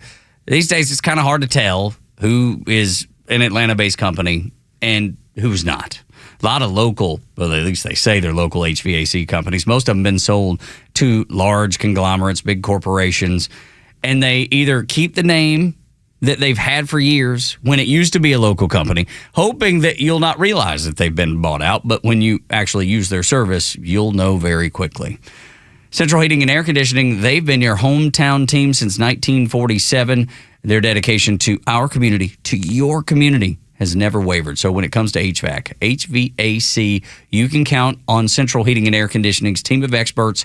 They know HVAC inside and out, and they deliver dependable service and personalized solutions every time. Choose the HVAC team that's always been in Atlanta and always will be in Atlanta.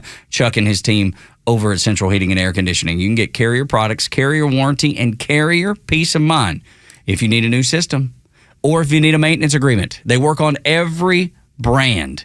It doesn't matter what yours is or how old it is. They will give it the facelift it needs so it can last as long as it can.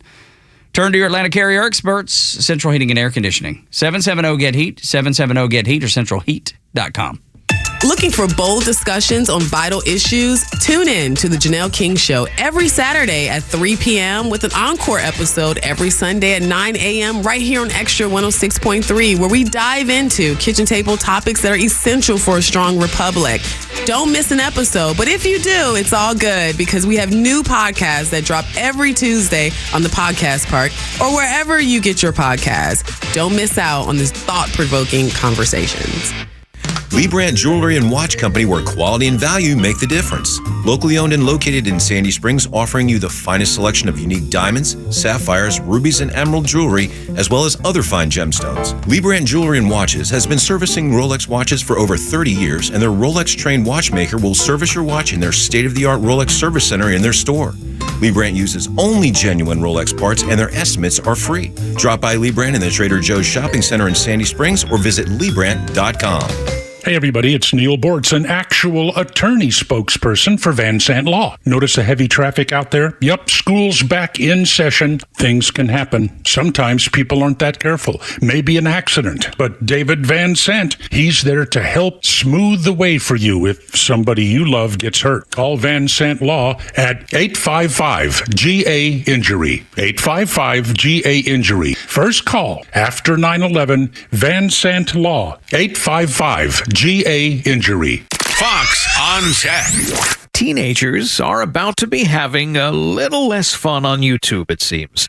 YouTube is now widening its existing parent control suite with a brand new feature that will give power to a parent to link up with their teen child's account and see exactly what the kid is watching and what comments they post and when they upload videos or go live. And parents can even be alerted as to what channels their children are subscribing. The parents can see everything, even if it is a YouTube short, the network's TikTok-like service, and even if the teen sets channels and videos to private. YouTube says in a blog post they hope to create an experience for teens respecting their autonomy, but allowing them and their parents to manage their experiences together. The features and their settings can be found both on the YouTube website and their app under their existing supervised experience settings. With Fox on Tech, I'm Evan Brown, Fox News.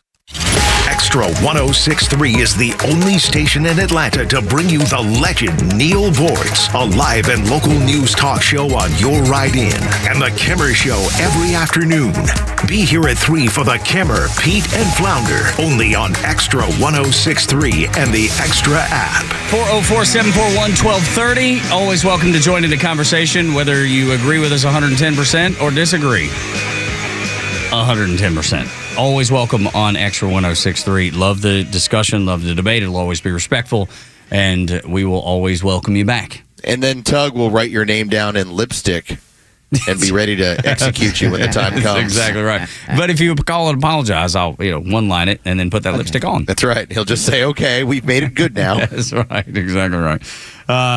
Getting along, I think, is, important. I think that's why I think athletics are so important, right? Because kids are put into tough situations. You have to fight for each other. You have to work together to accomplish the goal. And that is, if it's football, scoring a touchdown. If it's baseball, it's broken down into individual moments in a team game. But you're pulling for each other. You're looking out for each other. This is a man who has it just right. He says when the government doesn't, when people get along, when people are united, that is actually bad for big government. Listen to what he said. Trust me, the government's worst nightmare is black and white people united. Let's give them something to be scared of. I love that. Yeah, because he's exactly right. This is a black man who said the worst thing that can happen to those people that check boxes is all of us getting along, all of us communicating, all of us spending time together in our communities, in churches, wherever you spend time, at ball games, since I brought up sports. this is the worst thing that could happen for those people, because the more divided we are, they don't want a United States of America. They want a divided States of America because they can capitalize on it with power and money. Well, it's the idea of communism and Marxism and socialism in general is you need to divide people, because the stronger people are, the more community they have, the more dangerous they become. They don't want the people to be able to control the government. And that's the fear, because, well, that's what we were set up for. We're a representative republic. They cause division for a reason, because they could put people in little groups and say this group is marginalized, this group is, and then they can create that, oh, they're white privileged, they're this, they're that. They create that division, they create chaos for one reason and one reason only. It's because if everybody were to get together and say, hey, we want to run this country, one group, the Democrats would lose a lot of power. And I think this is what's really important, is that when you have two sides fighting each other, you don't have time to look over and see how you're the one who's getting screwed. Right. Yeah, because you're too busy. Your focus is off. I'm too busy upset at my neighbor who wants to vote for the other person on the school board who wants to, put strange pornography in classrooms. And I'm so busy being mad at him that I'm not going, hey, wait a minute. Why do we have my government doing this to me? And that's the game. That's always the game. It's to, fight with this person so you don't notice what they as a whole are doing to you. And I'll steal the words from Vivek Ramaswamy when he said, this election coming up, and this man that you just heard from, he knows this too. Vivek is so right. It's not about the next 4 years. You're choosing systems. You're choosing capitalism, the American way. With its flaws, is it perfect? No, of course not. America's not perfect, never will be perfect. But communism has failed everywhere. Socialism has failed everywhere. It's never been successful. America is this incredible experiment that has worked. And Vivek said, this isn't about the next 4 years. It's about the next 250 years. And he couldn't be more correct. The more divided we are, the less likely we're able to survive as a country for the next 250 years. That's the end all be all right there. There's no other way of looking at it. I like how he puts it, because he gets it. He's able to articulate it. And I think if you were to ask me, all right, what is the American dream? I think if I boiled it right down, it would just come down to opportunity. Right. Yeah. And we have in this what is being proposed under Kamala Harris, and what we've seen for the better part of a decade outside of the Trump years, is a limitation of people's opportunity and upward mobility when it comes to financials. And so that to me is what is basically is on the ballot. It's like, do you want to be stuck in almost a caste system where you are what you are? If you were into that kind of Indian form of government, well, then by all means vote for Kamala Harris, the Indian woman. But if you want upward mobility and opportunity, that's the American dream. That's what capitalism provides for you. The key word, though, there is opportunity, not equal outcomes, equal opportunity, Rhino. And that's the thing that the Democrats love to twist and turn. They like to interchange equality and equity, and they're two very different things. Yeah, they are. They're two different things. But this all goes back to, you can go all the way back. In Latin, it's called divide et impera, which is divide and rule. It's a policy that they've always used. We've heard it also as divide and conquer, and it's a political ideology, a sociology that people want to gain and maintain power divisively. And what they do is they try to divide people and create divisions within political groups or its political opponents to create and strengthen those divisions so that they can rule and power. That's exactly what this comes from. It's a communist idea. It's always been a communist idea. And that's why the Democrats continue to do it. No surprise there. And they will continue, man. There's nothing changing, even though Kamala's flip-flopped, and I've brought it up a few times. Her values haven't changed. So everything she believed, 4 years ago, everything she believed 10 years ago, she still believes today. Now she's just in a situation, no matter how unfair the situation is, she's in a situation to run for president, and she can't be those things. She's like, how do I walk this high wire? I know what I believe, but I can't tell people what I believe because they won't vote for me otherwise. Yeah. Look, I mean, the idea is that if you create or encourage that division among your subjects or your people, then you prevent those alliances from coming together and overthrowing a tyrannical government. That's a big fear for them. And then what you need to do is foster that distrust. And that's why you get up with, hey, white privilege. We saw it in Nazi Germany, and as a Jew, that's exactly what happened to those people. They created distrust in the Jewish people to create what they could to divide a group and then take the bigger group of what they thought was, which were the German people, and say, hey, these people are the bad people. These are the ones that are aiding and hurting us. It's cyclical is what it really comes down to. You know, whether it's been the Romans when they built their empire, whether it's the British and the British were like pros at it. They managed to always have, when they took over a territory and it was under British rule, they managed to always set up two different factions of people and let those people argue and fight it out with each other and never point at the British and say, hey, the British are the problem. It was always, hey, we got to set up these opposing parties and y'all go at each other. That is what America has become, and it's more on steroids than it probably has ever been because of just what's changed in the last 30 years. It's far more tribal that at no point do we ever point at Washington and say, it's not Joe down the street who's a liberal, who's a problem. You know, we can talk about stuff. We can probably figure things out. Big government's the problem. Yeah, and it always has been, and it always will be.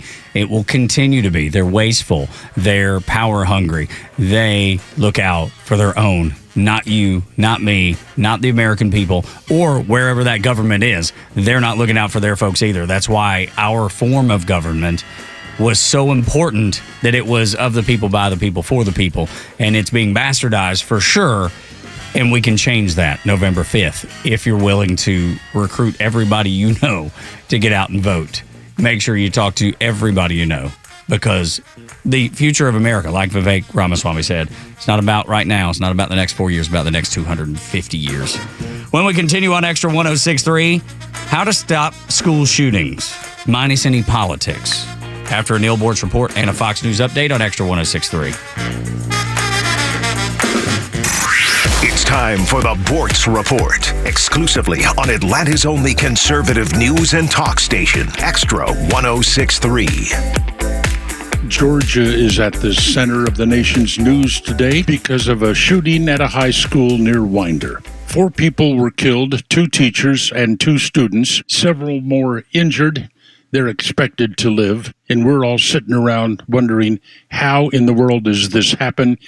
Especially considering the shooter is 14 years old. At 14, I was delivering papers and trying to get enough new subscriptions to earn a trip to Disneyland.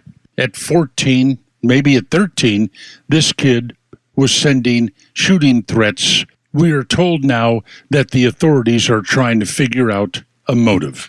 Note, please, that I do not mention the alleged shooter's name, nor will you hear me say alleged again. Why not say his name? Because I believe that is part of his motive. I believe that is the central part of his motive. The need, the driving desire, the overwhelming urge to be famous. Becoming famous is so important to young people today. Snapchat, Instagram, TikTok. I want everybody to know my name. I want everybody to recognize me. I want to be famous. Being famous is so cool. We have 8 and 9-year-old girls doing makeup videos for TikTok so people will make them famous. Teenage girls set up a camera and dance in front of it. It's all they do. They just do some dance moves in hopes it'll make them famous. There's many complicated causes, of course, but I do believe earnestly that if the media would not name these child monsters, we would see a slowdown in this. What's the use of shooting up a school so everybody will know my name and I'll be famous when nobody's going to know your name? And if this kid was phoning in threats last year and was questioned, how in the hell did he ever get his hand on that weapon? Let's look at the parents.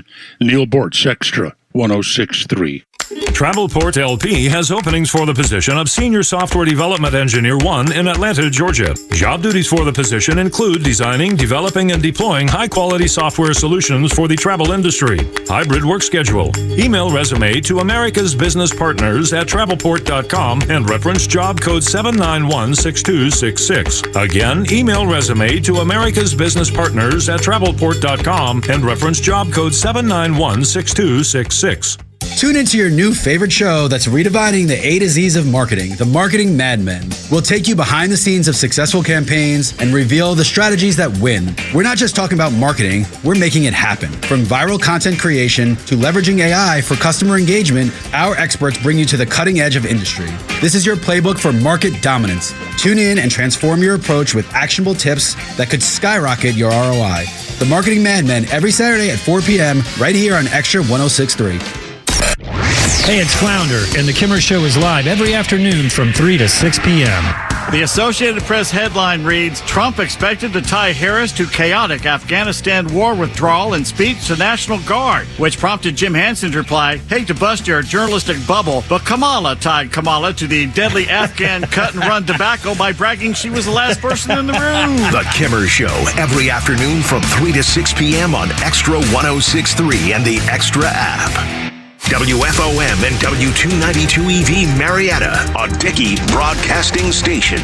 The 9 a.m. hour is presented by Southern Exteriors, quality and precision. It is a horror they will never forget. I'm Dave Anthony, Fox News. I heard bullets going by my head, so I ran back in class and I yelled hey, there's a shooter, they're shooting out there. He survived, but two of his classmates did not. Killed in the school shooting at Appalachia High. I just was this isn't real, this can't be happening. Two teachers were also murdered. Another was wounded along with 8 other students. The gunman surrendered. A 14-year-old who will be charged as an adult.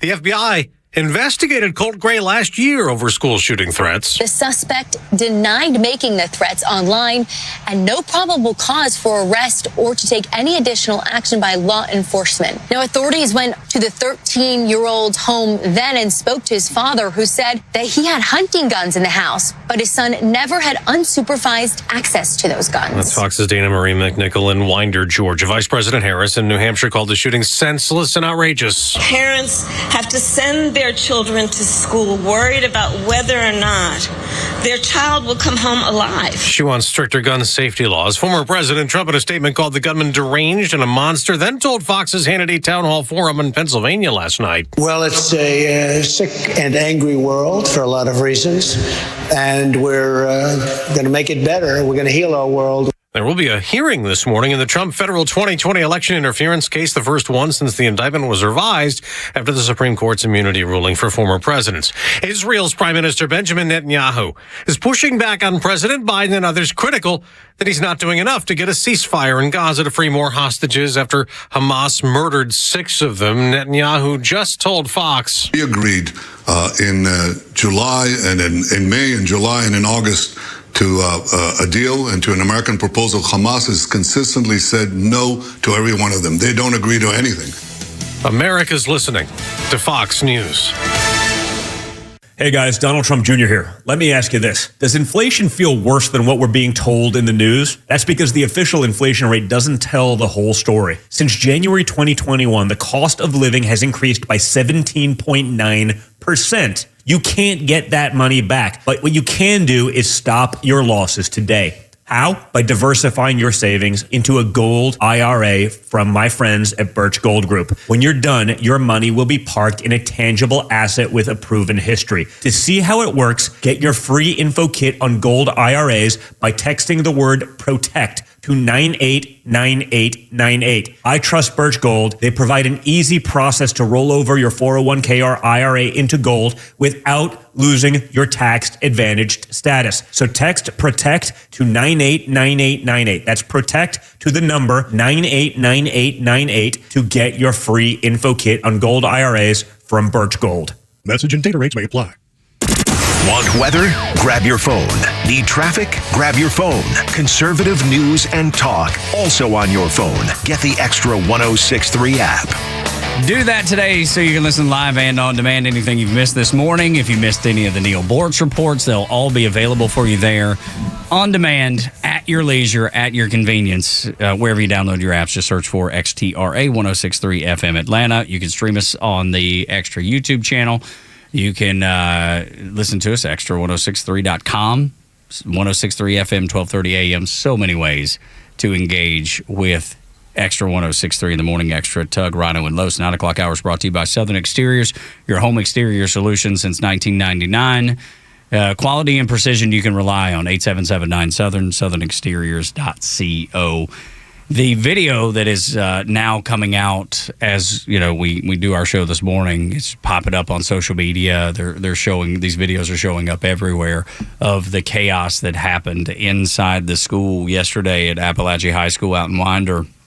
And it's unimaginable to be in that situation, that some of these things really happen, because I know Winder's a pretty tight-knit community. My sister lives very, very close to there, and her son graduated from Appalachia High a few years ago. So I know how close-knit that community is. So I know they are just in disbelief today, the day after everything that went on. And we text, everybody texts back and forth a million times, but the text that no parent wants to get is the one that was sent out yesterday, and it was a mom and her son. The son basically said, there's a school shooting going on right now, and I am scared. Please, I'm not joking. Mom says, I'm leaving work. Kid says, I love you too. Where are you? In class. Someone is dead. That is the text that every parent is horrified of getting. And Rhino, it doesn't have to be this way. No, it really doesn't have to be this way. And there are some things that we do need to investigate. If you want to talk about keeping children safe in schools or making them less fearless, then there's an opportunity to look at school resource officers or good men with guns, good women with guns that should be able to do it.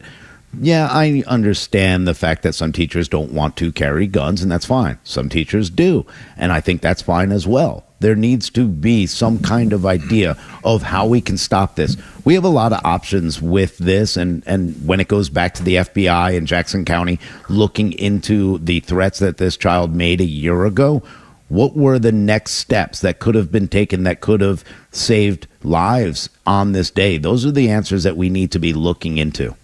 Well, and I think part of what I think has worked for us in our county is that there is a very limited amount of access into our schools. And if you are going to venture into one of our schools, you will be passing our resource officers. Like that's what we have that goes on in this area. And so, is that realistic for a high school with thousands of kids? I don't know. 1 point in, 1 point out. But at the same time, I know that when you see these sort of things happening, they're often targets of opportunity because the person has figured out where the soft points are, and they at that point act crazy and do their thing and act accordingly, no doubt. But there's other ways too, and I love the resource officer. Having more of them, more is better. I mean, it's just like communities that need policing. When the defund the police thing came around, it made those communities less safe, and they wanted those officers back because they're good for the community. They're good to have that appearance. It's just like when you're driving up Georgia 400 or out I-20, and they just park a police car on the side of the road, and you see people getting on their brakes. You don't even know if there's a police officer in that car. It could just be sitting there. But it's a deterrence. And that's the importance of those resource officers. And I'll even go back to a story that we brought up. I don't know, it's been probably a couple years ago. Do y'all remember Dads on Duty? It was the fathers down in Shreveport, Louisiana. I was going to bring that up too. Yeah, there's an epidemic of people that were misbehaving, causing problems in school. And these dads formed their own organization just to go be there. They took shifts. They were just involved in the school. It was that I guess, toxic masculinity, if you want to call it that. But dad's there to break kids up when they're fighting, or talk to kids when they need that discussion with a male role model or a mentor even. Those are other systems that parents can create on their own, just like they did in Shreveport, Louisiana. Any and all of these things will be effective, I believe.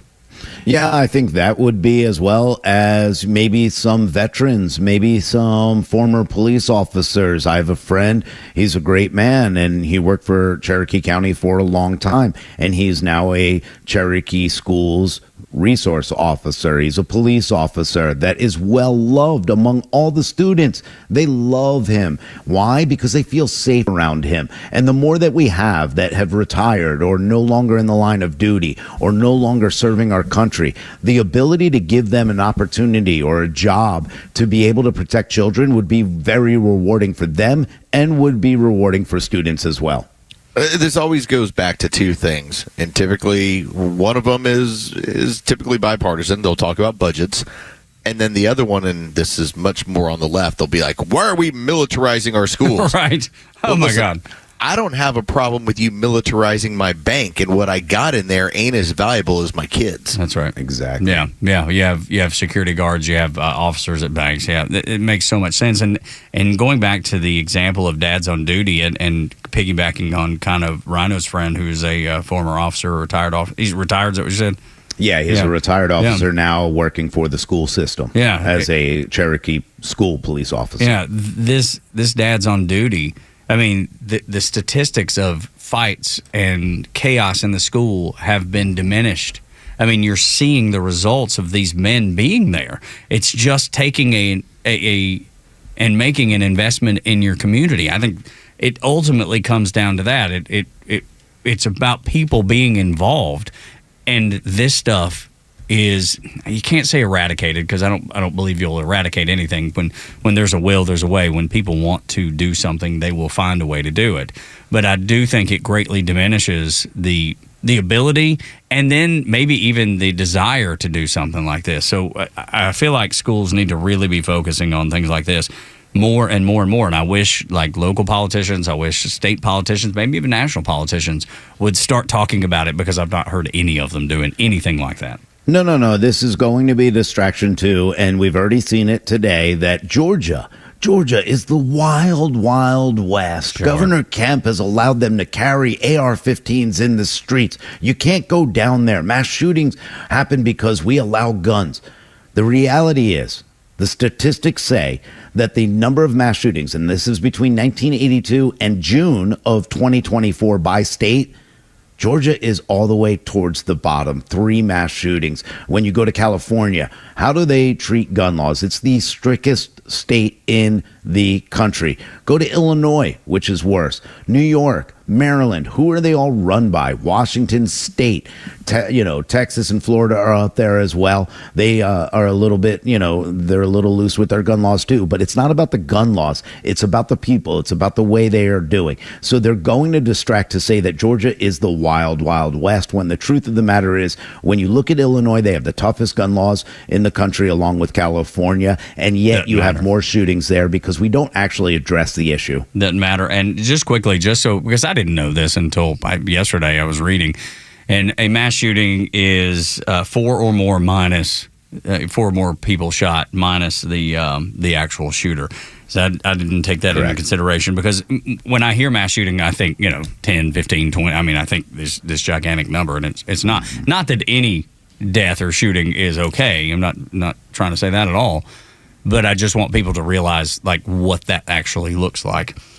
Morning Extra and Extra 1063, Kamala Harris, and the fact that she's campaigning in places that she should have locked down probably has her pretty nervous about what the future looks like, what the next 60 days looks like, Los. Yeah, in 24 hours of some pretty tough news, this is some really good news. Now, I wasn't sure she was going to commit to the debate. I really thought that she was doing everything she could to get out of it. And this situation lines up a lot like the Joe Biden debate. Remember, Joe Biden decided to take a debate in the middle of the summer because he was losing.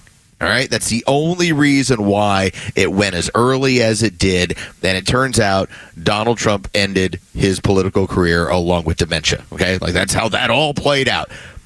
Kamala Harris was, in my opinion, was really looking to get out of this debate.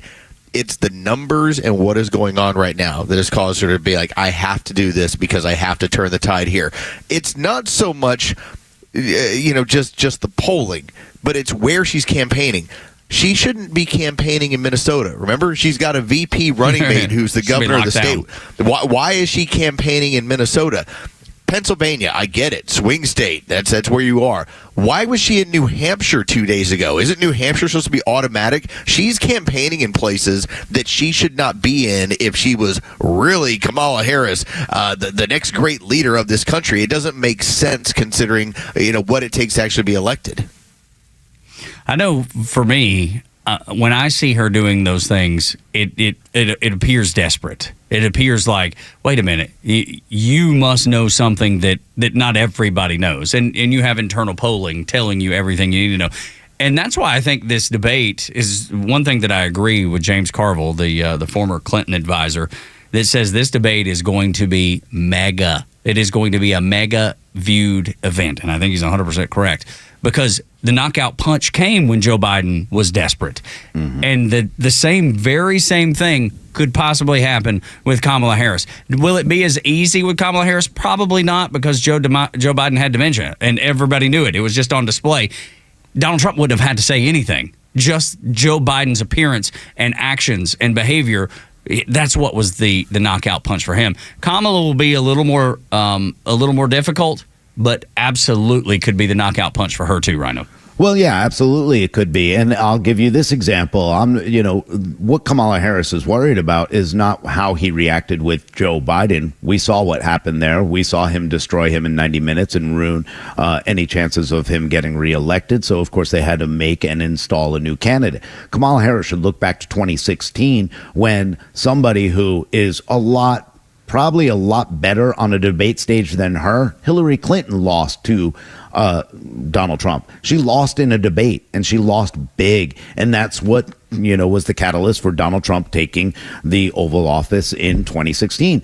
She should be afraid of getting on stage. She should be afraid, and that's why she said no to the September 4th debate, and that's why she said no to another debate later on in the year with Donald Trump. She wants to get on stage. She wants it to be controlled. She wants it to be in a friendly environment, and she wants it to be as easy as possible for her because she knows there's a good chance she's going to lose.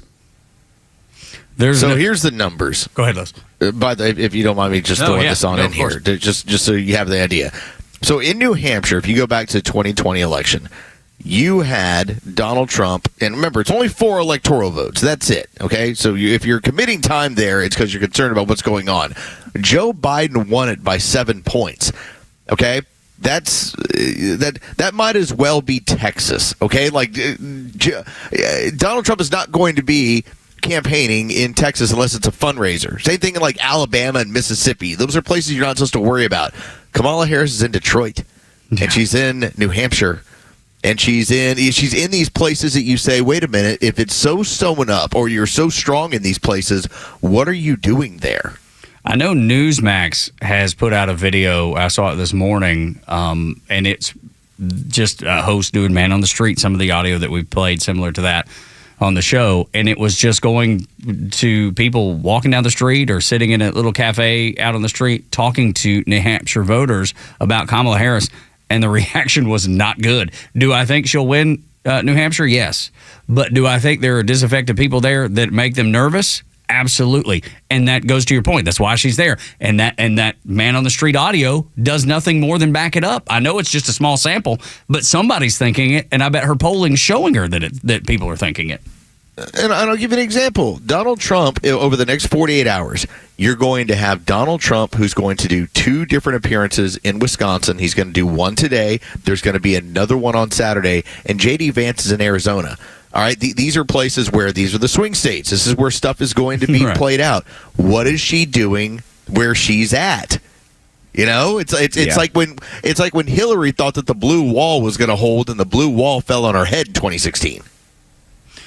I just know that I feel good about, and I've had a hard time narrowing it down. Like, how do I genuinely feel about this election?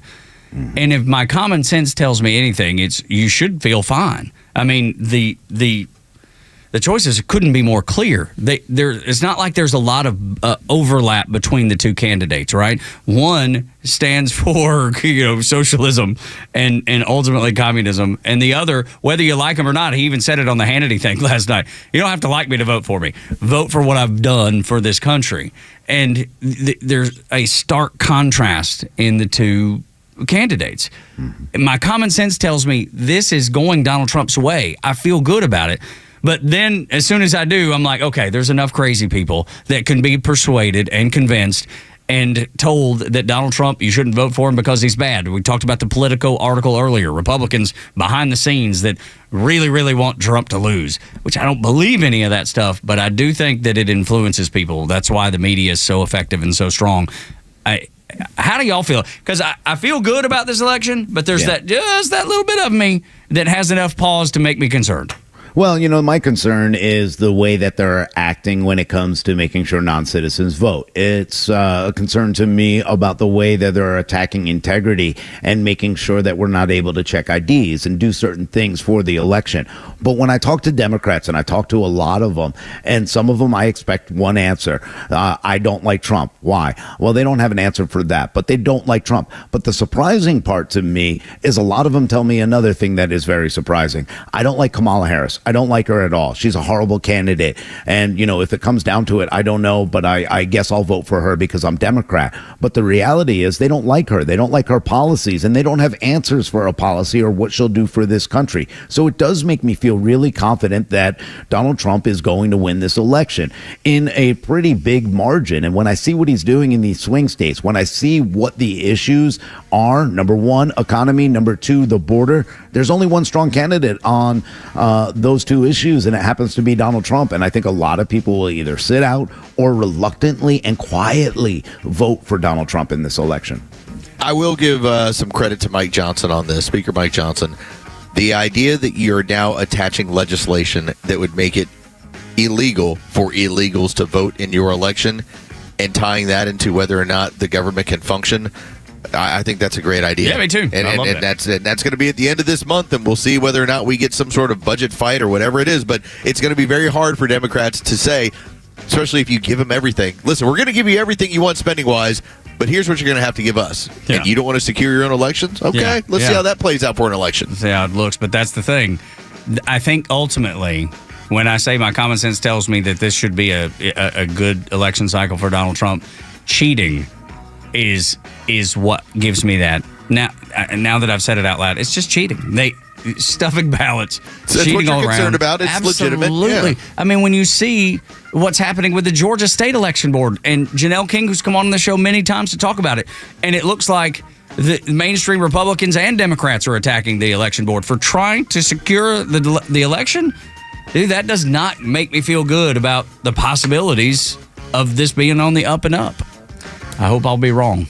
Morning Extra and Extra 106.3 when we come back. If Fonnie Willis and Nathan Wade are not together, as she said, under oath, why were they together in a video from Tyrone, Georgia?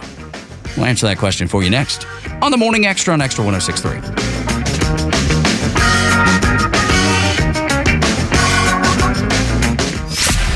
So-called journalists have a little trick they like to use from time to time to indoctrinate rather than to inform. Catch Neil's commentary every day on Extra 106.3 and the Extra app.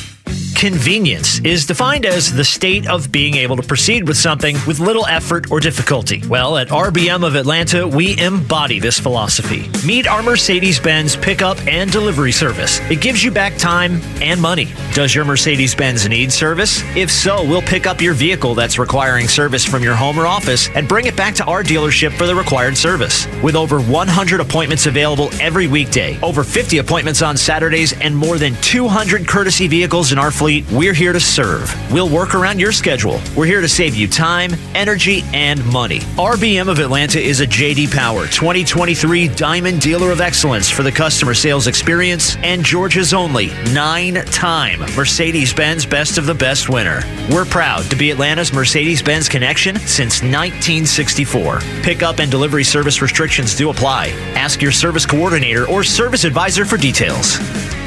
Furniture.com America LLC seeks senior product manager in Atlanta, Georgia to create and monitor strategic metrics to support assessment of progress and provide velocity reporting. Requires a bachelor's degree in computer science, engineering, business administration, marketing, or related field of study, plus 5 years of experience in product management. This position is hybrid remote, up to 5% U.S. domestic travel. To apply, submit resume to bzupa@roomstogo.com. Tune into your new favorite show that's redefining the A to Z's of marketing, The Marketing Madmen. We'll take you behind the scenes of successful campaigns and reveal the strategies that win. We're not just talking about marketing, we're making it happen. From viral content creation to leveraging AI for customer engagement, our experts bring you to the cutting edge of industry. This is your playbook for market dominance. Tune in and transform your approach with actionable tips that could skyrocket your ROI.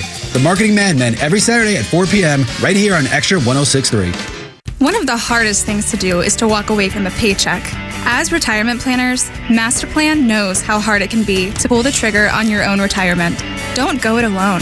Masterplan is a holistic retirement planning firm that works with you to create a retirement plan to help maximize your golden years. Through income planning and money management, legacy planning, and tax planning, we create a plan specifically designed for your life. Enter retirement with confidence. Contact Masterplan to analyze your retirement outlook and create a plan that's right for you. All initial consultations are complimentary, so contact us today and begin your pursuit towards peace of mind. Visit masterplanretire.com. Masterplan Retirement Consultants.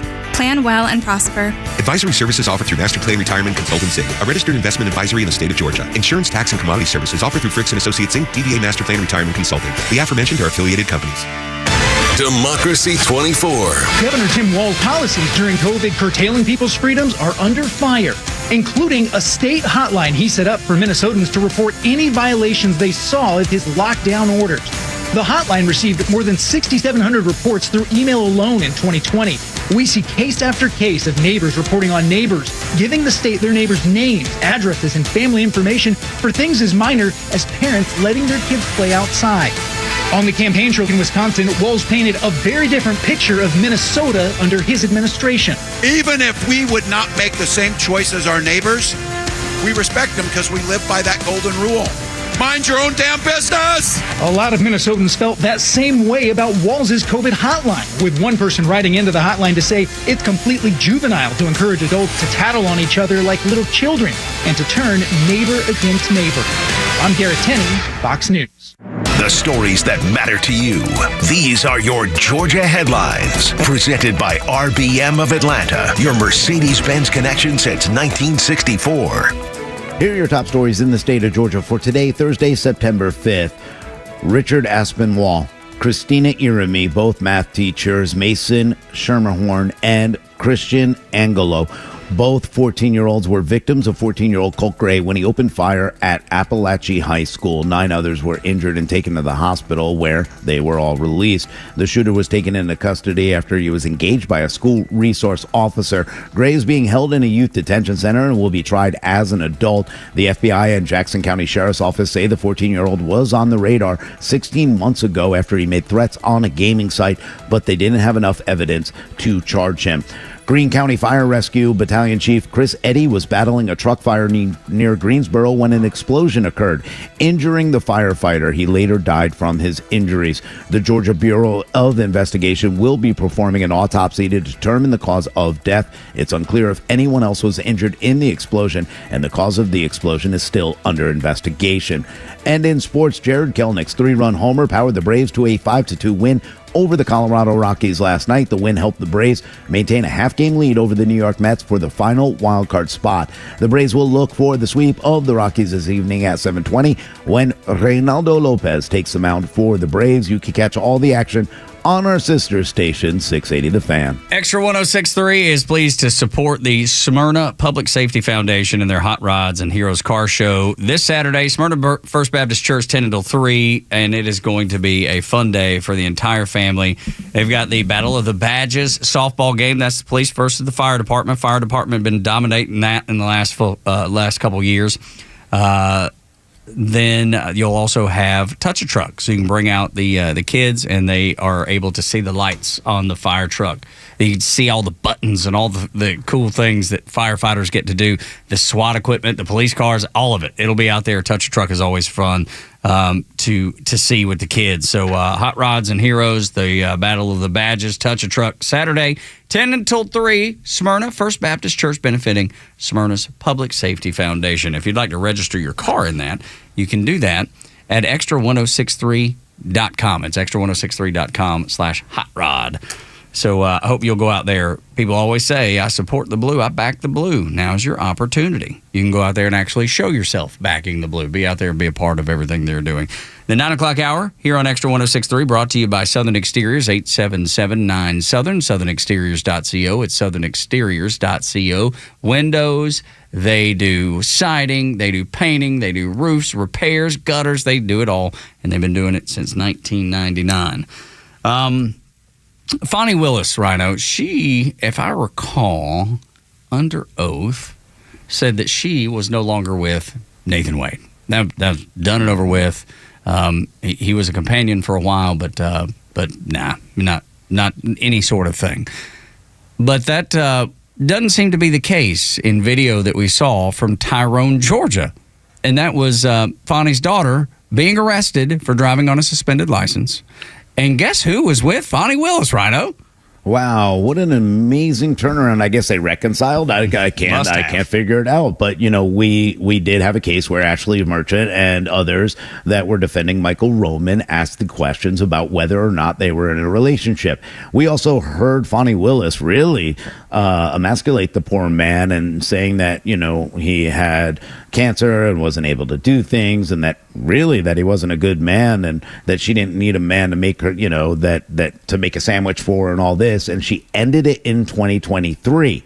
Yet, as soon as the daughter Kanaya, who is Fonnie Willis's daughter, and she is pregnant, and she had a suspended license, and they say it's due to a lot of parking tickets and Florida tickets that were never paid for.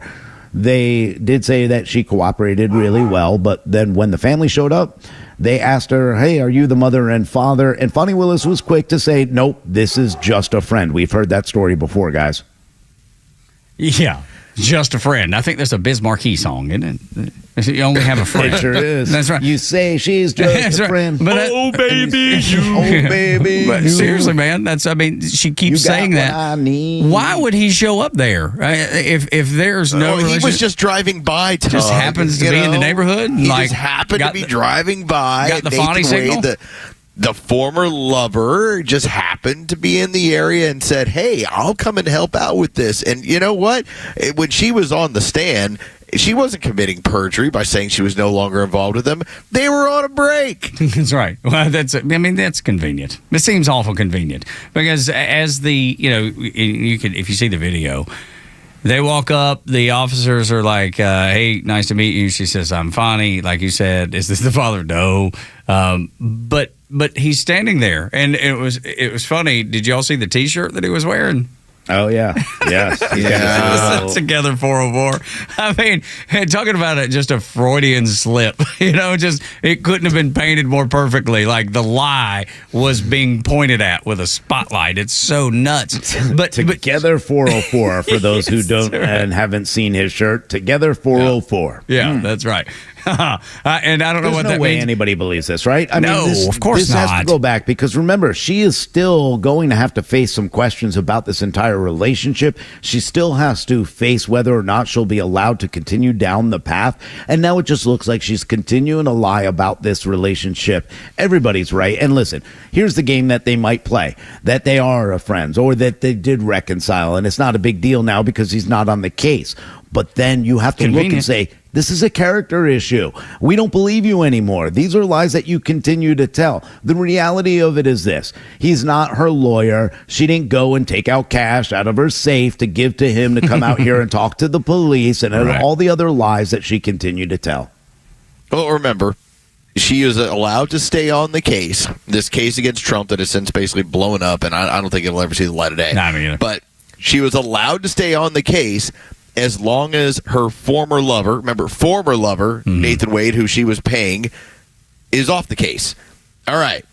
So we've established now that, okay, they are no longer together, but they are together. We have established that she was using taxpayer money to send it to him to continue this relationship, and it never ended. And now you have the scenario where they just magically end up together at the same place to go and rescue her daughter, and it was just happenstance. Not his daughter, though. That's the other thing.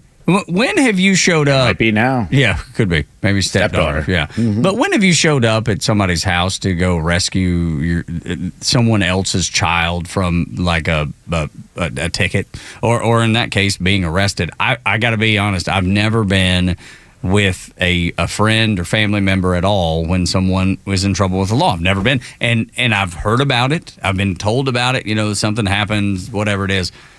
And I never went to the police station with them. I never showed up and discussed this stuff with the police officers. It's unusual. It sticks out like a sore thumb. And I don't know if you noticed, I bet you have, that every one of these people that are prosecuting Donald Trump for unethical behavior, illegal behavior, are all unethical, or it certainly appears that way. Yeah, and you have to go back to when somebody else comes up and somebody who worked in their office said that the relationship started in 2019, although she says it didn't start until after he was hired. We know now we have to look back at that as a character flaw. What do you mean by a relationship? Right. What do you mean by a relationship? Oh, I guess they're just friends. Well, I will tell you this. Even if they were married, or even if you're married and let's say your child does get pulled over by the police, the odds of you guys both being together during the day that this was, or during the times that this was, is very few and far between. Usually one or the other would show up, right? Yeah. I would show up and my wife wouldn't at that point. Not both of them would show up. Neither would of us be, if it was just a friend, I can guarantee you wouldn't make it out there to be able to pick up the car, to talk to the police and have a friend. And you didn't just call him and have him drive all the way out there, because remember, he doesn't live anywhere near her either. Right. So we know that there's a lot that's going on in this story, and it just kind of goes back to show that she is not trustworthy and that she's a complete liar. I think Los is right. The thing's never going to see the light of day, and it's stuff like this that continues to add to it. And the judge in the case, though, continues to look like a fool. Continues to look like a man with no backbone for not taking her off the case to begin with. But you know what? He gets to sit back and say, "Hey, she's the boss, and I'm in good standing here." Yeah, right. But will she? How long will she be the boss? You know what I mean? That at some point you're going to have to stand on your own and be like, I don't care what the boss says. This is right or this is wrong. That's what you're there to do. You're not there to work for Fonnie Willis. You're there to work for the people of Atlanta and Georgia. And he seems to be failing to do that. Yeah, and both of them have these kind of character issues as well. When Nathan Wade was sitting with CNN, as soon as the questions started getting a little tough, what did he do? He cut off the interview and walked away, because they realized that they can't talk about any of this because there's no truth behind any of this. And again, this just shows that this woman is not trustworthy at all. And Judge Scott McAfee went out there and he said, this shows a tremendous lapse in judgment, but I won't remove you because it doesn't really show, a relationship. This does. This continues to show that there was a relationship and impropriety all throughout this entire case. No doubt whatsoever. Morning Xtra on Extra 106.3 Tug, Rhino, and Los until 10. Right on cue. The Department of Justice, y'all, buckle up. They're going after Russian disinformation. They've charged a Russian media company with spreading disinformation meant to sway the U.S. elections. The DOJ seized 32 websites. That's it. 32 websites. I mean, this is the most scattered, silly, nonsensical thing. Nobody's going to buy it. Nobody believes this. We know the DOJ is as corrupt an organization as they come, and everything under Joe Biden, everything the Democrats touch is just as corrupt as everything else. They are a cabal of corruption, and I ain't buying this for 1 second. The fact that they're going after 2 people and 32 websites. They didn't even do anything when they said that Iran was going to try to kill Donald Trump. Like, remember that story? Wonder where that's ended up. Have they pursued that at all? No, they've been busy pursuing 32 websites. That's it. That's what they say is going to persuade the entirety of the 2024 election, y'all. Well, as soon as the numbers start looking good, as soon as you get a report that Trump is leading in a lot of the polls, especially in the swing states, what would you expect from the Democrats but to throw out this, again, misinformation about Russia interfering with the election in favor of Donald Trump? Well, this is considering that you have Kamala Harris and the Harris-Walz team, they have been spending so much money on influencers, or at least trying to land influencers, because they recognize where this is going. This isn't. It's great if you have CNN. All right, it's great if you have CNN. It's great if you have MSNBC. You need Twitter. You need X. Like that. That's where the real opinions are changing. And when this entire, because I read through probably a good 15 pages of this thing last night, and it basically addresses that this one Russian company, they were looking to add some media buys and to have a couple of these people. So for instance, when you go to like Timcast and you manage to disparage him by making him look like a Russian asset, that's the goal. The goal is to try and get so many people that speak on our behalf on the conservative to libertarian side and make them look bad in order to influence an election. That's all this really is. Dude, if they wanted to go after disinformation, they should be prosecuting whoever's putting together Kamala's ads. When Kamala's ads disjointed, when they talk about Project 2025, knowing that Donald Trump has nothing to do with it, that's disinformation. Why aren't they prosecuting the people that are putting together those commercials that we have no choice but to air on Extra 106.3 because we have no choice but to sell them the ad time and at the cheapest rate on the station? Mm-hmm. Merrick Garland says that today's announcement highlights the lengths that some foreign governments will go to undermine democratic institutions. I'd say Kamala Harris's ads are doing the exact same thing, undermining what's really happening in the United States of America, and nobody's prosecuting them. Well, what they're doing, and this is the wild part about it. So, for instance, whether it's Benny Johnson or Dave Rubin or Tim Pool, they're basically claiming that these Russian sites, this Russian company, got involved with a base media company and was spending money with it. And they were doing so in order to influence the election so these people would speak well of Donald Trump. And they're all sitting back going, yeah, I didn't even take any of this money. Yeah, no, we're independent. Well, the goal, again, by this administration is to try and taint the water and make these people look like Russian assets. And one real quick thing, too. It's, the polling companies and the media companies that are polling and doing this. If you want to look at what they do, I'll tell you, I took a poll from one of the mainstream medias that they sent me through a text, and I'm like, you know what? Let me see what they're asking. Do you know the questions that they asked? It was all misinformation. Do you feel that Project 2025 is dangerous for the United States of America? Project 2025 has nothing to do with Donald Trump. The other part of all the polls were all about, don't you think Kamala Harris and joy is more important than this, and this? They put these polls out there, and I'm like, this is a ridiculous poll, and it's all to swing opinion towards one candidate rather than the other. Maybe go after the people who promoted masks and vaccines, COVID vaccines working. Maybe go after them. Maybe what about the 51 intel officers that told you that the Hunter Biden laptop story was Russian disinformation? Maybe they should go after those people. Maybe those need to be the targets. The DOJ, did they open an investigation on any of those? Bet they didn't, because I certainly didn't hear anything of it. Morning Extra and Extra 106.3. 9 o'clock hour, brought to you by Southern Exteriors, 8779 Southern, southernexteriors.co. When we continue, Matt Walsh. He is the new Borat. He's the Borat of our time.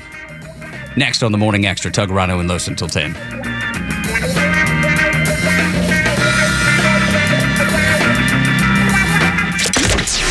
From the latest breaking news to the conservative voices you know and trust, your best new follow on social media is Extra 1063. We're at XTRA 1063 on Twitter, Facebook, TikTok, Threads, and LinkedIn, and pretty much any social media you scroll through every day.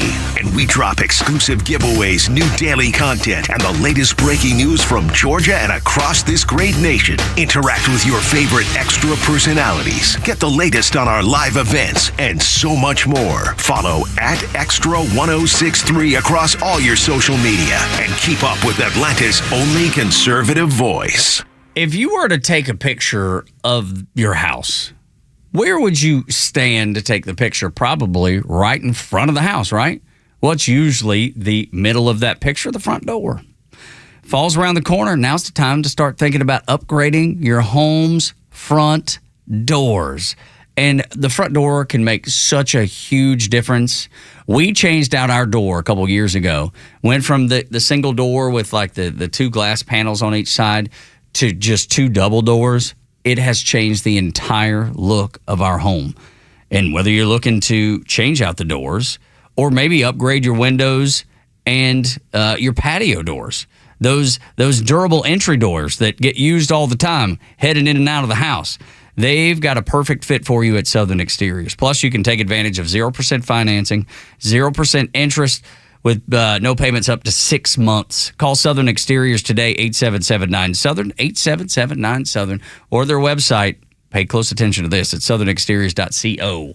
Yep, you heard me right, southernexteriors.co. Southern Exteriors, quality and precision that you can rely on. Your Atlanta Braves are down to the final few series of the regular season, and they need you at Truist Park when the Dodgers come to town. September 13th through the 16th, followed by the Mets, September 24th through the 26th. Fans can look forward to some great giveaways, including the kids' rubber shoe charms for the first 3,000 kids, and the City Connect replica jersey presented by Xfinity for the promos. To purchase tickets starting at $9. Atlanta Braves baseball. We are Braves country. Veterans are eager to transfer their skills and experiences to civilian life, but need a trusted resource to navigate life beyond military service. The Warrior Alliance is changing thousands of lives for the better and needs your support to expand our impact. Join us for an exciting fundraising program, followed by an Atlanta Braves baseball private event on Friday, September 13th. Special guests include powerful veteran testimonies, Atlanta Braves alumnus Sid Bream, and Drivin' and Cryin's Kevin Kinney. Individual tickets and VIP tables are on sale now at thewarrioralliance.org. You know Diamonds Direct for their exquisite diamonds and fine jewelry.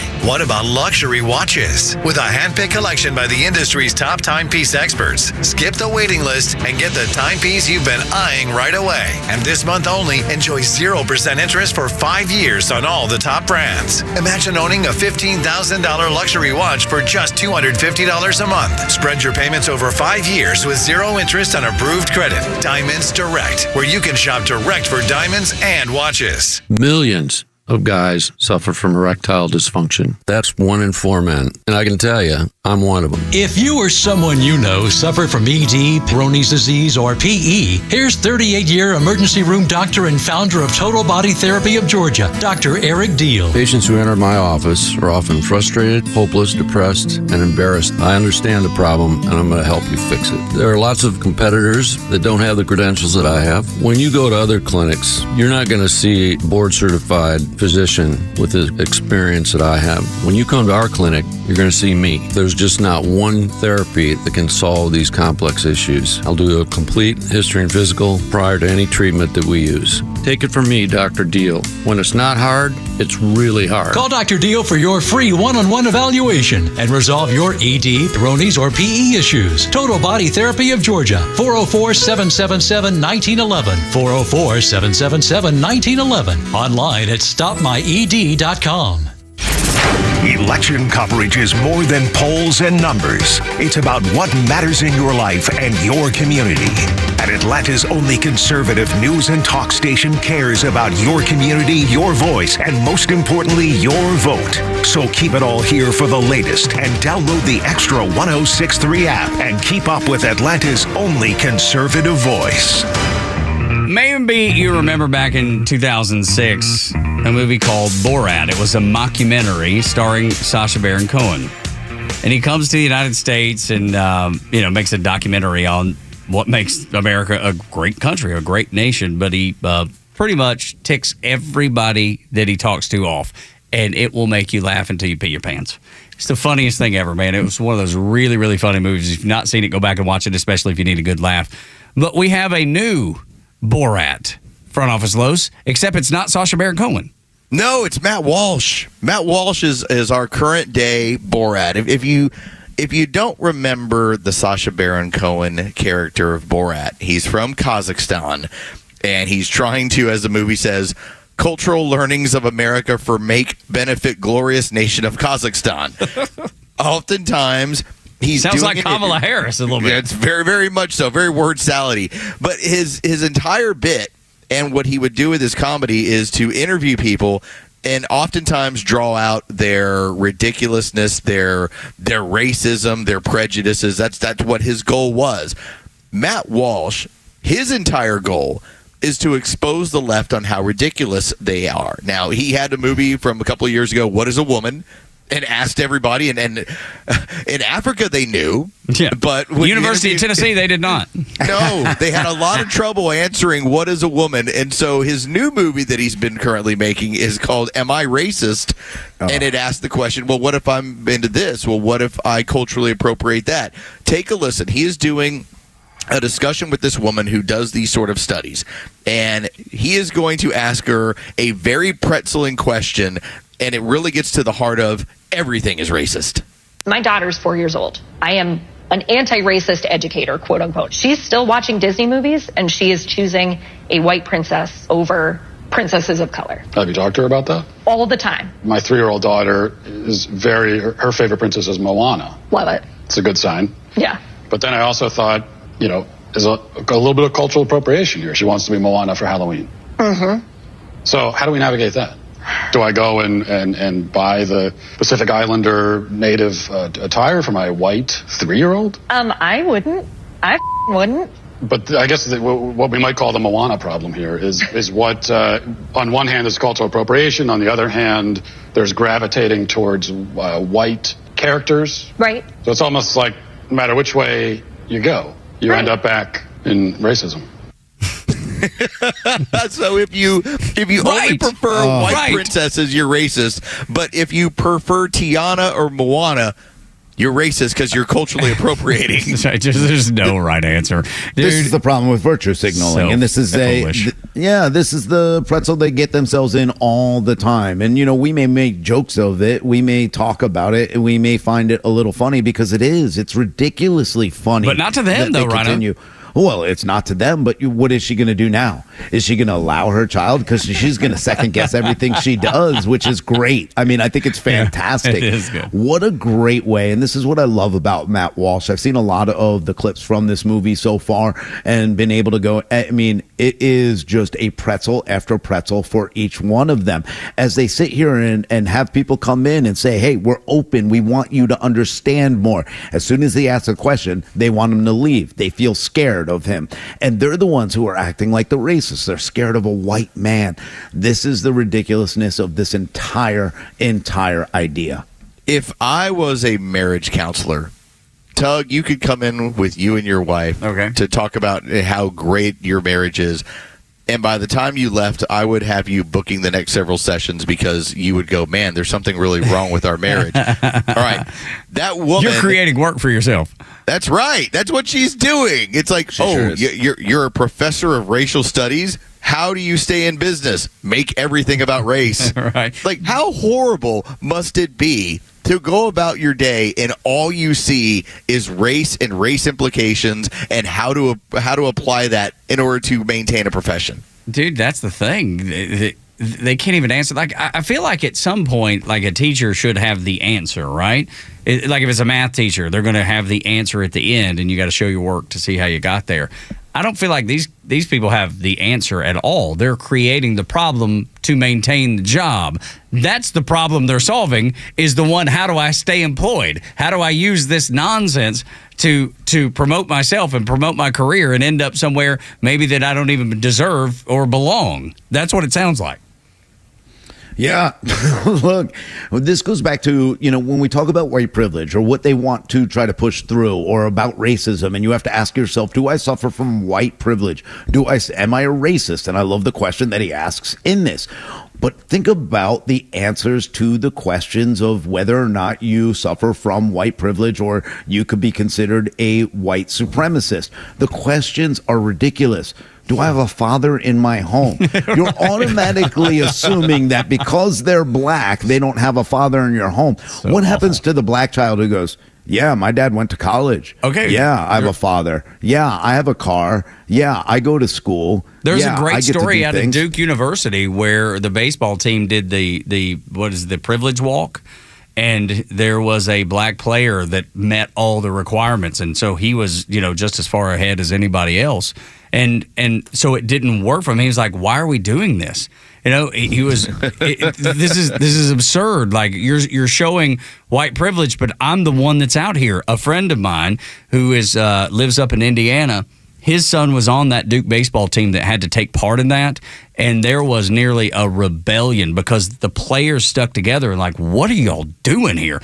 I mean, it's funny how none of that stuff works on kids that play sports.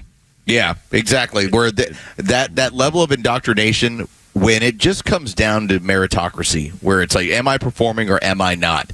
That stuff goes out the window, man. It really does. I will be forever grateful that both of my kids have entered into the sports world and play competitively and have just teammates of all different backgrounds. And all they do is, hey, are we having fun or are we winning? It doesn't matter anything else as far as where you're from, what you look like, or anything else. And it is really funny to see the reactions because I don't know why people react in the way they do that are white, that feel this guilt and are made to feel this guilt. Here's a story about a man named Tim Wise, who was a teacher who had to replace in his mind, by the way, the school never told him he had to do this. He had to take Macintosh or Apple computers away from the classroom. Why? Because black people can't afford Macintoshes. They can't afford Apples. So in order to be fair or equitable, they're going to remove the computer. So now the kids don't have computers. So now no kids are learning the way they need to because he had to remove Apple because it's racist to have it there. That's how ridiculous this idea has become. I've seen a lot of people of different walks of life using Apple products. I don't know about y'all. But I have. Listen, I'm sure that I'm just take the iPhone. Yeah, You're telling me like black exactly. people can't have iPhones, black people can't have iMacs or Mac PowerBooks. Do you know how many friends I have that all have those? The same equipment. It's so stupid the way that they try to make you feel bad. Unbelievable is what it is. We'll leave it there. This is the Morning Extra, Extra 106.3. Appreciate you being here, too. 404-741-1230 is the number if you ever want to get a hold of us. Same number this afternoon with the Kimmer at Extra 106.3 across the social media platforms. Up next is the Glenn Beck program. He'll have Chip Roy on the show and why the Senate needs to pass the SAVE Act. And they're also going to talk to Eric Berger. He is a senior space editor. And the fact that Elon Musk's SpaceX is going to have to go up there and rescue the stranded astronauts aboard the Boeing Starliner. Just the chaos that is causing, I'm sure, is unbelievable. So that's on the show. After that, Clay and Buck, biggest show in all of conservative media from noon until 3, and then Kimmer 3 until 6. After that, Jesse Kelly, then Fox Across America with Jimmy Fallon. Thanks for being here. For Rhino and Los and board up Captain Goey Virgin River, my name is Tug. Y'all come back now, you hear?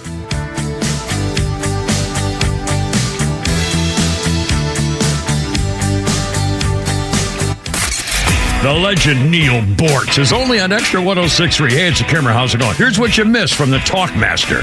Now, we have a drug problem in this country, both illegal and legal drugs. You watch these advertisements, and you get the impression that all you have to do to have a wonderful life is just take this drug. You'll spend your days on ski slopes or the mountains.